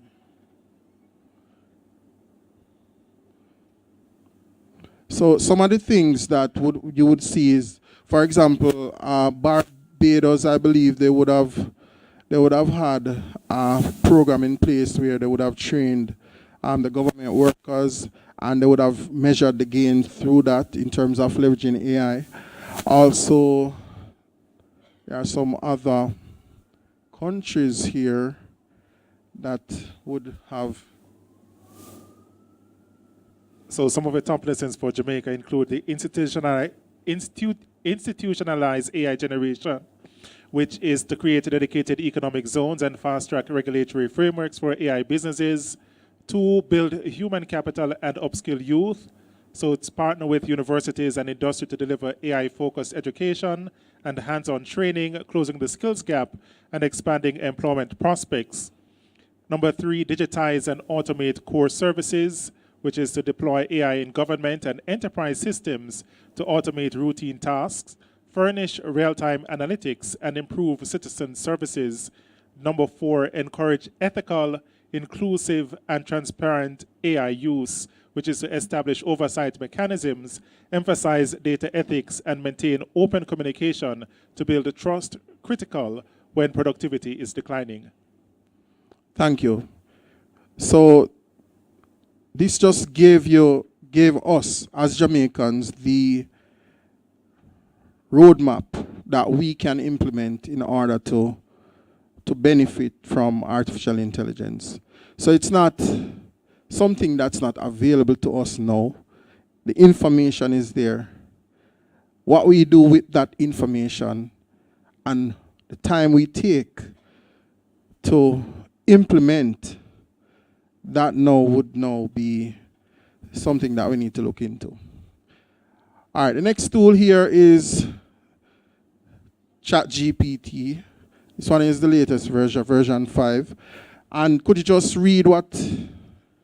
Create a one-page action plan for transforming Jamaica's public and private sector workplaces from rigid to responsive using AI. Include 3 measurable changes, expected benefits in 3 years, and examples tailored to tourism, manufacturing, and SMEs. Thank you. All right, so now what it's going to do is going to collect that information and it's going to present its recommendation based on what was placed there. I am not seeing anything moving.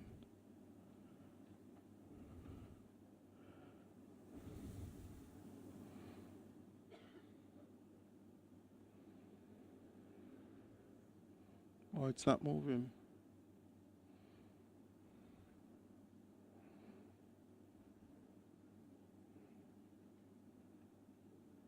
Interesting.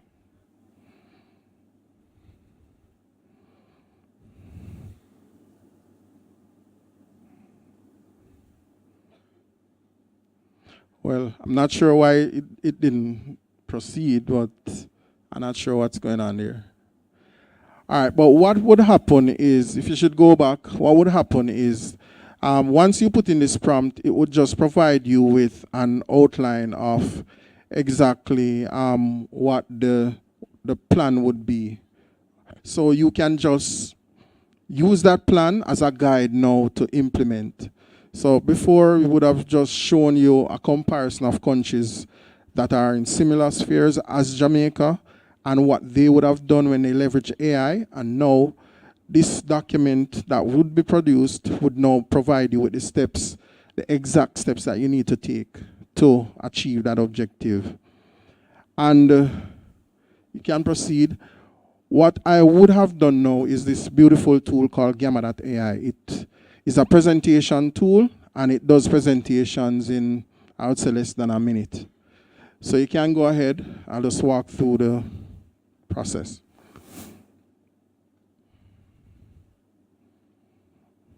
All right, so what I would do once I log in, I would copy the output from what I got from ChatGPT and I would paste it here, which is what I would have done. And then I would go through and select the slides that I would want, the number of slides also, and then what it would do after I click generate, it would just basically start producing the information in some slides based on the theme on the left-hand side that I would have selected here. So it's pretty easy to use, and you can modify the slides once they are created. You can also use your own branding.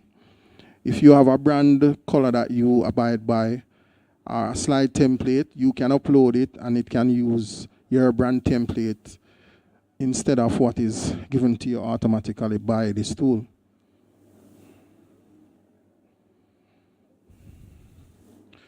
So now you're seeing it doing its thing on the screen.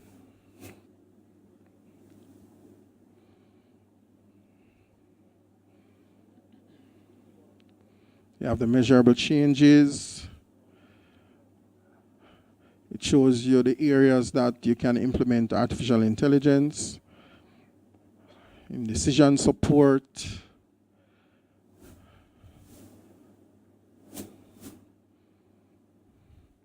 how to create the intelligent workforce, and what the expected benefits would be over the 3-year period based on the prompt that I would have put in initially. and it was specific based on the sectors that would have been there.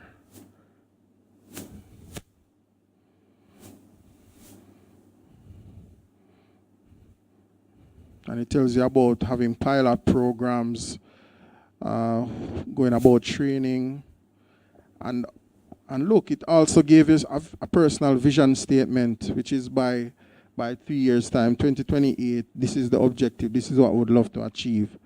So we don't have any excuse now. We have the information available, we have the roadmap, we have the plan. And that took less than 10 minutes. So it's now what we are going to do with the information. So there you have it, the benefits, efficiency, how you'll measure it, and it's beautiful. As you see, you can also use your own template, so you don't have to abide by what is automatically generated. So there you have it. I would have gone through the perplexity in doing the research, and then moved over to ChatGPT. And from ChatGPT, I would have utilized a tool called Gamma to generate the presentation. And now, as we move forward, I'm going to now present the JPC Productivity Navigator. And as I mentioned initially, this is a GPT that was created for created on the GPT store. Basically, what this is done, going back, what this is doing, it is similar to what was presented earlier. They can coexist. There can be benefits in terms of how you leverage it. And it's really a Jamaica-focused AI productivity coach for youth, workers, and leaders. And it was designed based on with the thinking of all of what the JPC does basically in terms of supporting persons for productivity and youth and workers and leaders. The information that was gathered was based on information from JPC's site. So everything that is there is from JPC. So what this would enable you to do basically is to do any form of research that you would need to help you to go through. So I'm just going to do a brief demo, and this now is personal. So this one is from a student. You can go ahead and just... No, don't play it as yet. Just read what the... Sorry. So it says, welcome back. Is there anything JPC Productivity Navigator should be doing better? Anything you'd like to change? No, right. There's... Okay, go. Yeah, thanks. So when this is how the screen looks when I'm training it. So what happens on the left-hand side, persons can get access to it from the JPC, of course, or anyone, and you could utilize this as a pilot where you put in information and you train it over time. And based on the information that it is gathering over time, it becomes more intelligent. So that's what the left-hand side of the screen does. The right-hand side, you can go ahead, that's where the prompt is that would be used to test this GPT. I am a 19-year-old in Jamaica working in tourism and studying technology. Show me how I can make my workplace more responsive using 3 AI-driven productivity practices, and recommend free local resources I can use in 2025 to grow my skills. Thank you. So basically, this student wants to grow their skills in tourism, and they are a technology student. So you can go ahead now. So what this is going to do, it is going to provide this student with enough information and guidance so that they can build their skills. And because they are in technology, it's going to share with them resources that they can use to not only build their skills, but also applications that they can build because they are adept to technology. So basically, that's what it's going to be showing on screen. So it says 3 AI-driven productivity practices for a more responsive workplace, 1 AI chat assistance for guest queries, 2 AI-powered task and workflow tracking,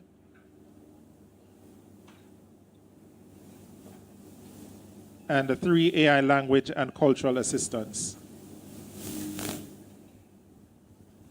So what this is doing, it is telling the student, because they are technology savvy, what they can build within the tourism sector to make it more efficient or more scalable in that regard. So that's what it's doing there. Then the next step it does is it gives the student resources that they can access to build their skill set. So free local and online resources you can use in 2025. Resource Jamaica Productivity Centre, JPC free workshops, Jamaica Business Development Corporation, JBDC webinars, Heart NSTA Trust online courses, UWI Open Campus free MOOCs, Digital Jamaica YouTube channel, and Google Digital Garage. It also says what you can learn: time management, hospitality operations, digital literacy, data analysis, AI basics, tech trends and the Jamaican case studies, AI tools, digital marketing. It also helps with boosting your tourism marketing skill set, and you also learn from local tech innovators. It further says, if you want, I can map out a 6-month skill growth plan so you build both AI skills and tourism responsiveness without burning out. Would you like me to do that? Yes, thanks very much. So the possibilities are endless, especially when it comes to the information that you can get at your fingertips. So there you have it, everyone. I would have gone through initially just talking about moving from rigid to responsive. A rigid type of infrastructure sees repetitive tasks, staff feeling burnt out, not feeling free to share their voices and opinions, a lack of creativity, slow adaptation to change. So those are all rigid type of infrastructures, but we want to move away from that type to a more responsive, where we embrace change, we think innovatively, we foster a culture in our organizations where change is something that you pursue, and you implement AI in a way that you can surely see the benefits over time. So this is, well, you get some free prompts and AI Productivity Workplace Guide once you scan this QR code here. Also, you can reach out to me if you need any further guidance on anything. And again, let us move away from thinking about not changing things. And I understand there's this big trust factor, especially with these tools. But you can implement these tools in a secure way. Everything you do, you can do it securely. So thanks very much, everyone. Appreciate the time.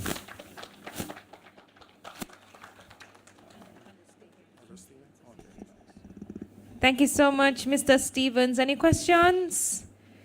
I know I have about 2 here. Is it safe to use these AI softwares if you are working with sensitive data? I would say no. It is not recommended that you use sensitive data on these tools. However, there are ways that you can configure these tools so that, one, it does not store the memory. So what I would have done previously would have shown you different prompts. So there are ways for you to prevent the memory. So all of those prompts that I would have used from persons to see them. Also, when it comes to ChatGPT specifically, there are ways in which you can configure the settings. So if you should go to the settings function there are ways in which you can turn off the training mode. So there's that mode where OpenAI, they would utilize the information to train their chatbot. And you can turn that off, you can turn that on. So there are definitely ways to secure yourself, but it's not advisable that you utilize sensitive information. Okay, one more question for you, Mr. Stevens. How can we get the older generations and the future labor force ready to and comfortable with effectively using AI tools? Excellent question. Adaptability is a challenge, but for the older folks, what we need to do, and I think when it comes to technology, is to, I would say, meet them where they are. When I say meet them where they are, means, and I'm going to use an example, meaning if it is that the older folks is not technology savvy and they don't understand how to use the technology, you can ask them simply, how is it they would prefer the information? And if they say, okay, you know what, I prefer it this way, then you share it with them that way. Now, it is very interesting because I know even with mobile phones, there was a time when my parent, would call me and say, I don't understand how to do this and how to do that. But check them now. They are experts. They know how to use WhatsApp. They know how to do voice message. They know how to do everything with the phone. So I'd say initially, work with them and start them off where they are, and then slowly introduce the technology to them. And this is the same for companies or organizations. Select one tool. Well, choose a pain point. What is your problem? What is a problem in a department you're trying to fix? Choose that tool. Once you select that tool, you run a pilot program, and once you run that pilot program and you have those wins, you broadcast it within the organization to say, I've used this tool, this is the time that it has saved me, or this is how quickly I get that report, and from that, other persons will know more, feel more comfortable utilizing the tools. Okay. All right. Thank you, Mr. Stevens. Another round of applause for him, please. Thank you so much for opening our eyes to what's possible when we rethink productivity in this age of AI, and noticing that it's not really about just replacing people, but just assisting them with efficiency and just focusing on higher value and more strategic work. So thank you so much, Mr. Stevens. All right, so I do have a quick question before we get into our final presentation. A giveaway for you all. What is the formula for productivity? I see your hand went up first. Sorry? Yes, and we have a winner. Congratulations. Where should she collect her prize? At the back of the room or on stage? All right, come on up for your prize quickly. As we get ready for our final presentation today, which will be about mobilizing leaders for change and disruptions. So come on up. Right here.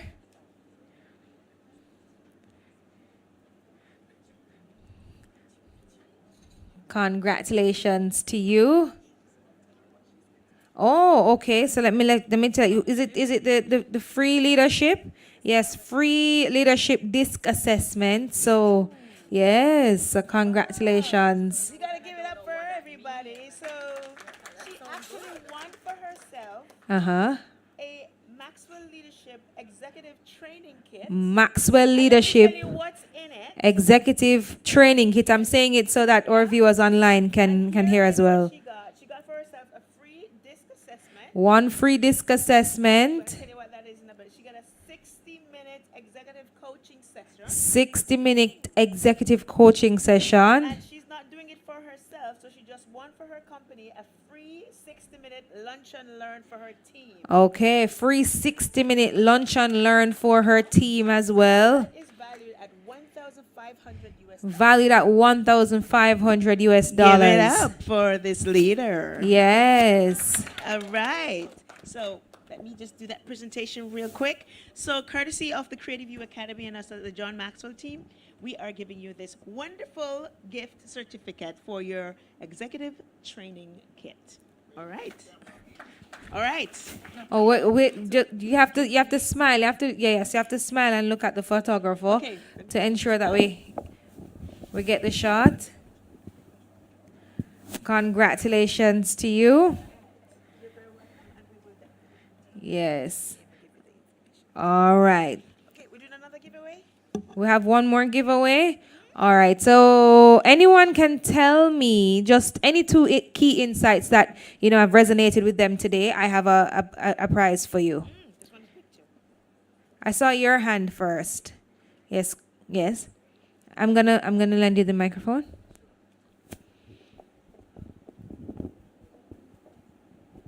Thank you so very much.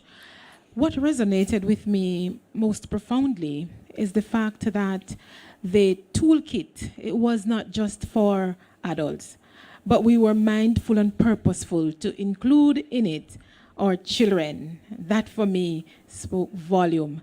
It tells me about posterity, it talks about continuity, and it talks about sustainability. Thanks. Hey, a round of applause for her, please. Congratulations. Come on up for your prize. Right, she just won for herself. And I know you're the author, of course. And this one is going to be so beneficial to you. I didn't remember your name, sorry. Euphemia Robinson. So you just won for yourself a VIP ticket to the Edge Leadership Series Jamaica, which is taking place on October 2nd, just up the road, and it is featuring the #1 leadership expert, Vusi Tembakwayo, and myself and some exceptional leaders who will be here in Jamaica, which is $499 US. Congratulations. All right. So we just gave away some big money. So great. Thank you so much for participating, to each and every one of you. And All right. I know forward. we have to get the photo up as well.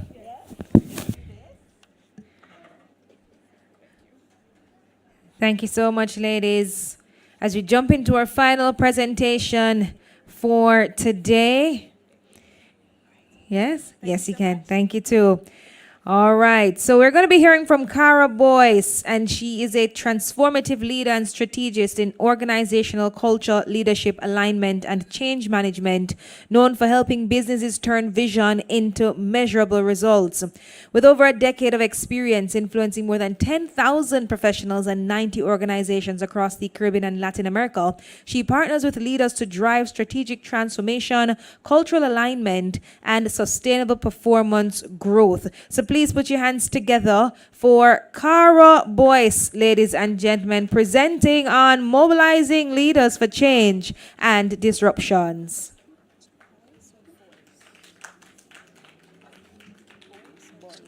Good afternoon. Good afternoon.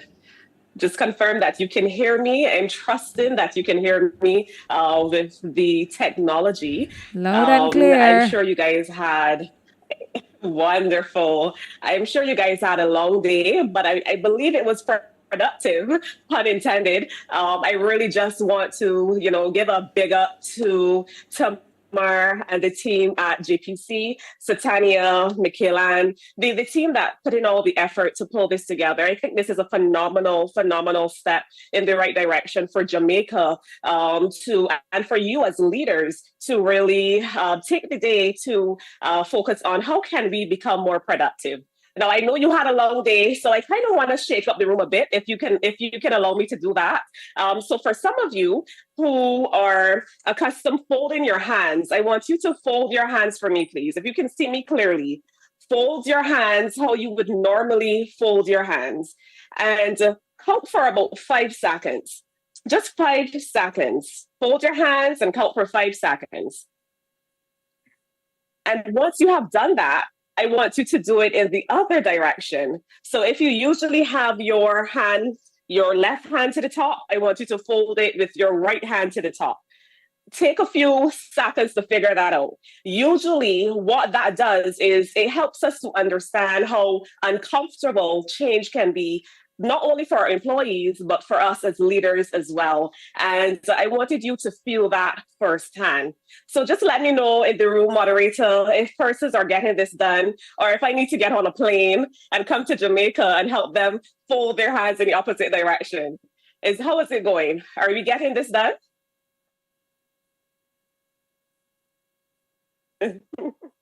It's very uncomfortable sometimes, right?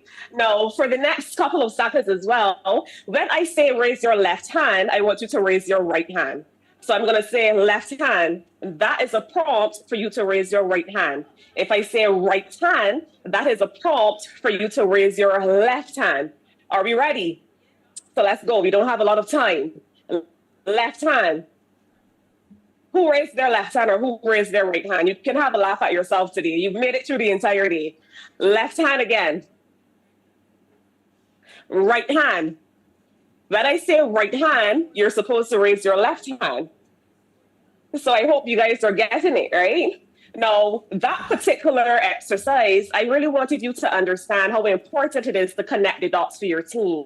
Sometimes in change, we are focused on results, we are focused on outcomes, we are focused on disruption, but we don't necessarily give clear instructions, clear communication. And when Tamar asked me about, speaking to you guys on mobilizing leaders for change, I was like, that is right up my alley, because some of us sometimes we are not cognizant of the things that we need to do in between the desire and the outcome. And we're also not cognizant of how uncomfortable it can be, not just for our teams, but for ourselves. So protocol having been established, I think I've earned the right to say, well, go on, Jamaica. Thank you for having me. And I really hope that anything that I share with you this afternoon is going to arm you, is going to prepare you for the changes that are coming in the future and the changes that you're going to be driving. So in the short time that we have, our key focus is going to be on understanding a bit of context. What's your wish list as a leader? Looking at diagnosing the problems that you're experiencing, the change process, how we can make that shift happen, and some key takeaways. Now, I'm not going to spend a lot of time here in terms of painting context, because you've had a lot of discussions. You've had Benny, you just had Damien, you had a lot of persons that would have painted the macro picture from Jamaica. From my research, what I've recognized from a lot of the articles that were compiled is that productivity is somewhat uneven right now. We're also seeing a rise in innovation, but it's still a bit underfunded. So there's not a lot of research and development investment that is being mobilized. We're also seeing potential skill gaps. This is, again, based on what the data is saying. Feel free to challenge it, because you're in the territory and you know what's happening. So we're seeing some skill gap where many workers don't yet have the digital or the innovation skills needed for the future, and potential partnership gaps as well between public and private sectors. And that's why organizations like JPC particularly exist as well. Now let's focus on what you want. We've had the macro story. Let's talk about you as individuals, not just enterprise, but you as leaders. What would you as leaders want? And across both private and public sectors, leaders are looking for, one, a more skilled workforce that can adapt to technology and innovation. You want higher productivity without burning people out. You want better collaboration between government, between businesses, and so forth. You're also looking for innovation that's funded, that is scalable, that is measurable. And another leader would say, Cara, I want lean systems. I need to cut the waste. I need to cut the cost. We cannot afford to maintain this current modus operandi. We cannot afford to maintain this current business operation. Yes? That's some of the things that we as leaders, we really, really want. And if I had to speak frankly to you, we also don't want to be working for exercise. I had a boss who would say, we're just working for exercise. We don't want to be in a position where we're doing that. We want to see measurable results, but also sustainable results. So how do we diagnose the problem that we're having when we are stuck in changes, or when we are not seeing the productivity within the organization, when we are not seeing productivity within our teams, when we're not seeing productivity within ourselves? there's a story that I often like to hear where there's a plumber. So a homeowner has a problem. Her faucet is leaking, her pipe is leaking, and she called a plumber. The plumber came, the plumber did all the inspection, diagnosing the problem. That's what we like to do. We like to analyze and sometimes overanalyze, right? So here we have our plumber. He comes to your home. He comes to Mr. Militant's home. I heard him speaking earlier today in the audience. And he says, Mr. Militant, this faucet, this is the challenge. And he said, okay, go ahead and fix it. And the plumber, fixes the problem. He does it. He literally just hits the pipe in one particular location, and then he charges Mr. Militant $100, right? And or let's say 5,000 Jamaican dollars. And Mr. Militant asks, well, all you did was hit a spot. You only hit a spot on the pipe, and this is my bill. The plumber says, 99, let's say 100 US, 99 US dollars is, so $1 sorry, is for fixing the problem. $99 is for knowing exactly where to fix. For me, in this context, that particular story says how important it is to diagnose your problem. That story says to us that regardless of whatever strategy you have in your business, regardless of the decades of experience that we often, myself included, like to speak about, regardless of the great team that we might have, the exceptional talent that we might have, no strategy, no change will mobilize within your organization unless you are working on the precise problem. So diagnosis is important.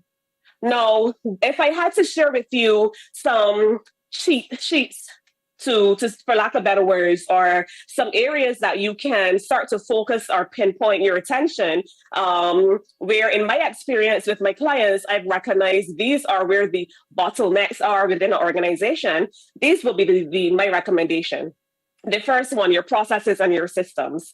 Think about your current organization. Think about your current way of working as a leader and ask yourself, am I using AI like what Dwayne shared about a few moments ago? Are my processes still very manual, or am I using technology? Am I an advocate for digitization within my business, or do I prefer to do things the old way, not because I am afraid to change, but because there's a level of trust that exists within, or there's a level of comfort that exists within familiarity. And that's sometimes the challenges that we have as leaders. We rather hold on to what we know because we are sure that we can get a result. But as one of the speakers said earlier, it's about not just getting the result, but how can we get to that result? How can we get to that destination faster? How can we get to that destination without using as many resources that we would have used prior? Those are the type of things that we have to look at. Under processes and systems, because I know that we also have public sector organizations within the room. Private sector is a hybrid type of, or tripartite type of audience. I want to speak to governance. One of the things that is usually a bottleneck in some organizations as well is the speed at which we have to make decisions, the protocols that exist, the policies, these type of things that govern how we drive changes, govern how we seek to drive productivity within the business. Yeah. So those are some things that you look at when you're looking at processes and systems. Workforce capability. We understand that we need to catch up. We understand that we need to pitch our vision 10 years down the road. But yet our organization is not coming with that vision. We are not bringing our team along. We are not assessing what are the skills that are necessary to take this business to the next level. What is the capability of our workforce? Dare I say, what is the capability of me, of myself?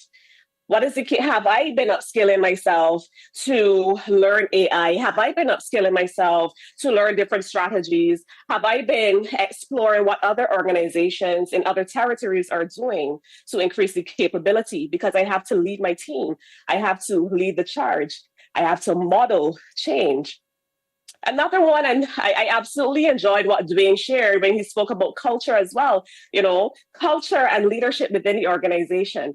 Is this a real problem right now? Are there things that we can do differently?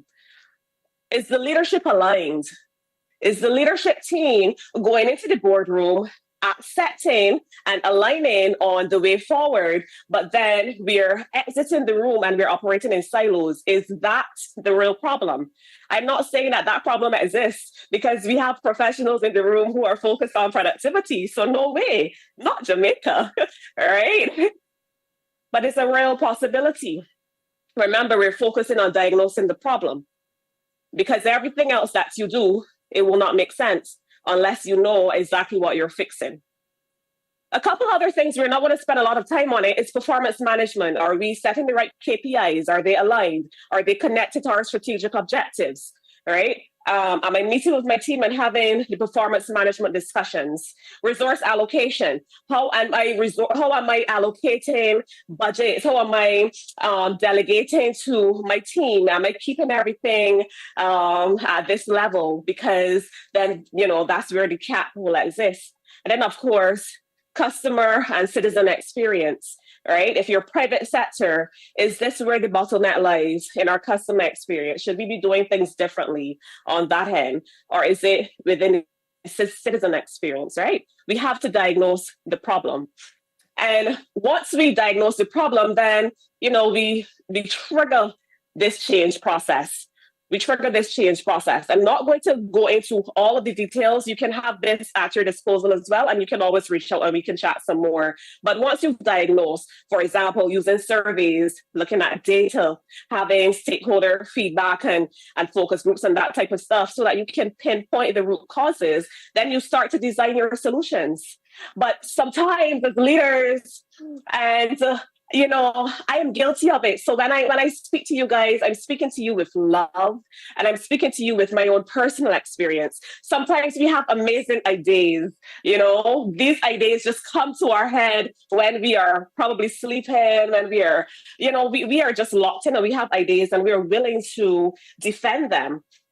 But an idea is just an idea if it doesn't have a backing, if it doesn't have data-driven strategies attached to it, if it doesn't have a particular purpose, right? What is that idea supposed to solve? So once you've diagnosed, you build your solutions that address both the system and the people side of the issues. After that, you deliver it. You deliver it through, there are many methods to do this. There's so many change models. We don't have all day to discuss it. But the critical thing that you need to do is communicate. You have to communicate with your team, you have to equip your team, and you have to support your team. Not just support your team in words, but if you in your diagnosis recognize that one of the things that will potentially delay this change is equipment. One of the things that will potentially delay this change is the existing processes within my business. Then as a leader, how do we prepare for that disruption? We look at that process and we re-engineer it, right? These are the things that we ought to be doing. And then, of course, we sustain the change by reinforcing recognition, rewards, great giveaways like what you guys been doing all day today. Yeah? So how do we make that shift then? We're going even more micro. How do we make that shift? You've done the diagnosis, identify current productivity challenges. Yeah? Once you've done that, gather evidence for why the change is needed and build a business case.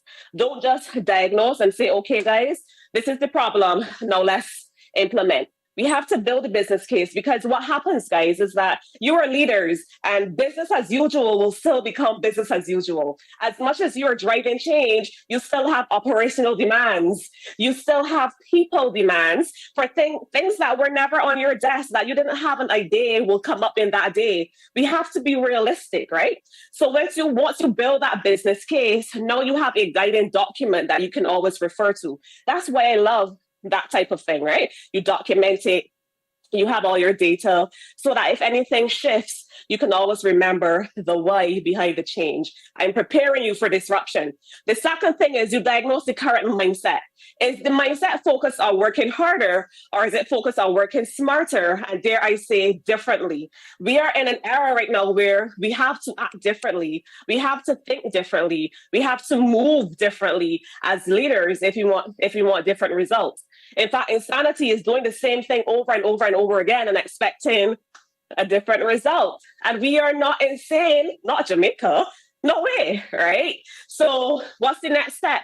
We need to shift our thinking from controls, from cost controls, from all manner of controls, and we start to think about innovation and resilience. Another diagnosis, is there a detailed strategic plan? We spoke about it. Are we upskilling and equipping the current workforce? If we are not, our next step needs to be preparing and supporting them, reinforcing learning initiatives so that new skills can stick. Yeah.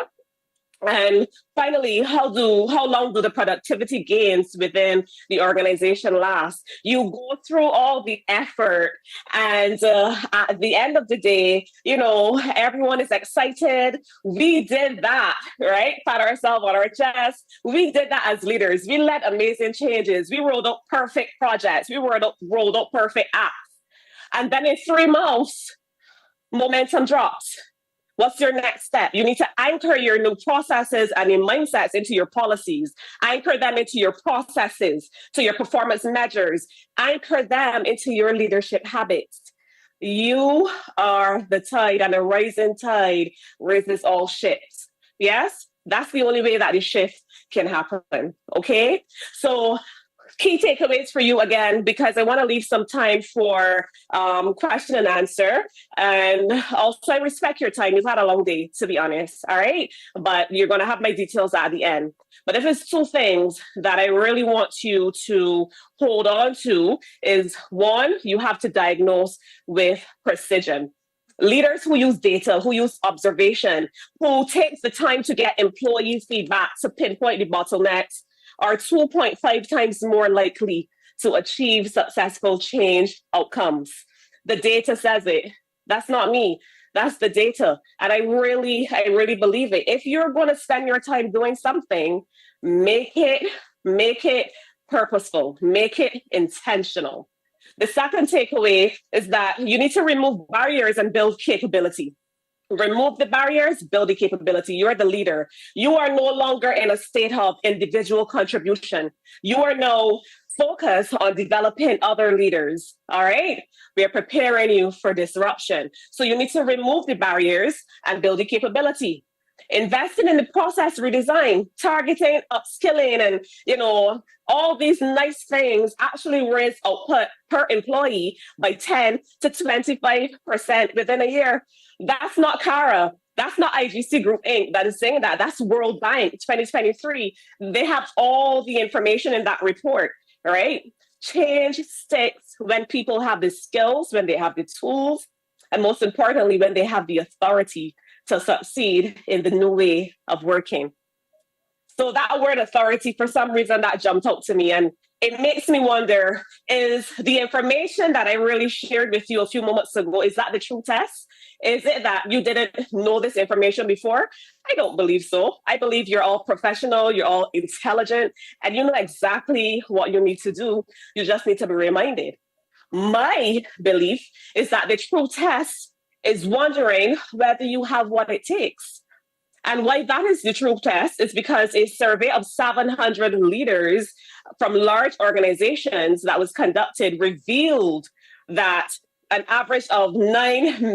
leaders do face an average of 9 major changes per year, compared to just 2 changes per year in 2020. So a lot of change is happening. Am I against that? No. I believe that we're in an environment where change is constant. And so we have to manage our expectations as leaders, understanding that something can change today and it can also change next week. We are in a state of continuous improvement. That is the only way we go forward, right? That is the only way we don't stagnate. We have to keep changing. But get this, 38% of leaders prefer quitting over leading another change initiative. Are you a part of that 38%? Are you a part of that 38%? Do you have what it takes to disrupt the status quo? Do you have what it takes to lead the charge of the next generation? Do you have what it takes to remove those barriers? Do you have what it takes to slow down so that you can speed up? Do you have what it takes to diagnose the problems within your organizations, the problems within your team, the problems within yourself, to be able to take everything within your organization to the next level, to be able to take Jamaica to the next level? My guess is you're in the right room with a phenomenal group of people, and I do believe that you have what it takes.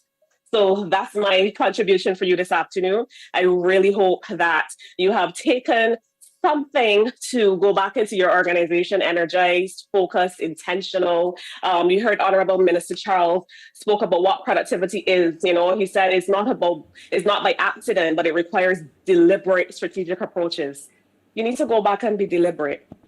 Diagnose with precision. The plans will come, but if you don't know what you're fixing, you're working for exercise.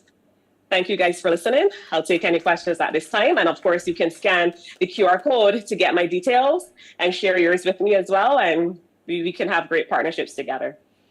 Awesome. Any questions? Going once, going twice. I don't have any from my end. No, I'm not seeing any from in the room here. So I think we're good. Yeah, it was an excellent presentation. Carol, thank you so much for joining us this afternoon. Thank you too. All right, guys. And remember to scan the QR code so you can stay in touch as well. So we've come to the end of our day. We want to thank you for staying with us from this morning until now. Thank you so much. We do have 2 winners, right, for the gift certificates from Sherwin Williams, Tishana Mullings and Matthew Leiber. Congratulations to you. Yes, give them a round of applause. And the representatives from the JPC will be in touch with you as to how you can collect your prize. So as we wrap up the Jamaica Productivity Centre's 2025 forum, our theme, Culture-Driven Productivity, Shaping Mindsets for Resilience, Innovation and Partnerships, we have been reminded that productivity is more than just targets. It's the culture we build, the ideas we share, and the partnerships we grow as well. And with all the insights shared today, and of course, with plans for them to be implemented, together we can definitely shape a more productive and progressive Jamaica. So thank you all so much for being a part of today's journey. Safe travels wherever you go this afternoon, and let's keep driving productivity forward. Thank you so much. Matthew is here. All right, Matthew, come on up and collect your prize. Enjoy the rest of your afternoon, ladies and gentlemen. My name is Talia Suarez-Brown. It has been a pleasure being your moderator for today's proceedings. Enjoy and get home safely.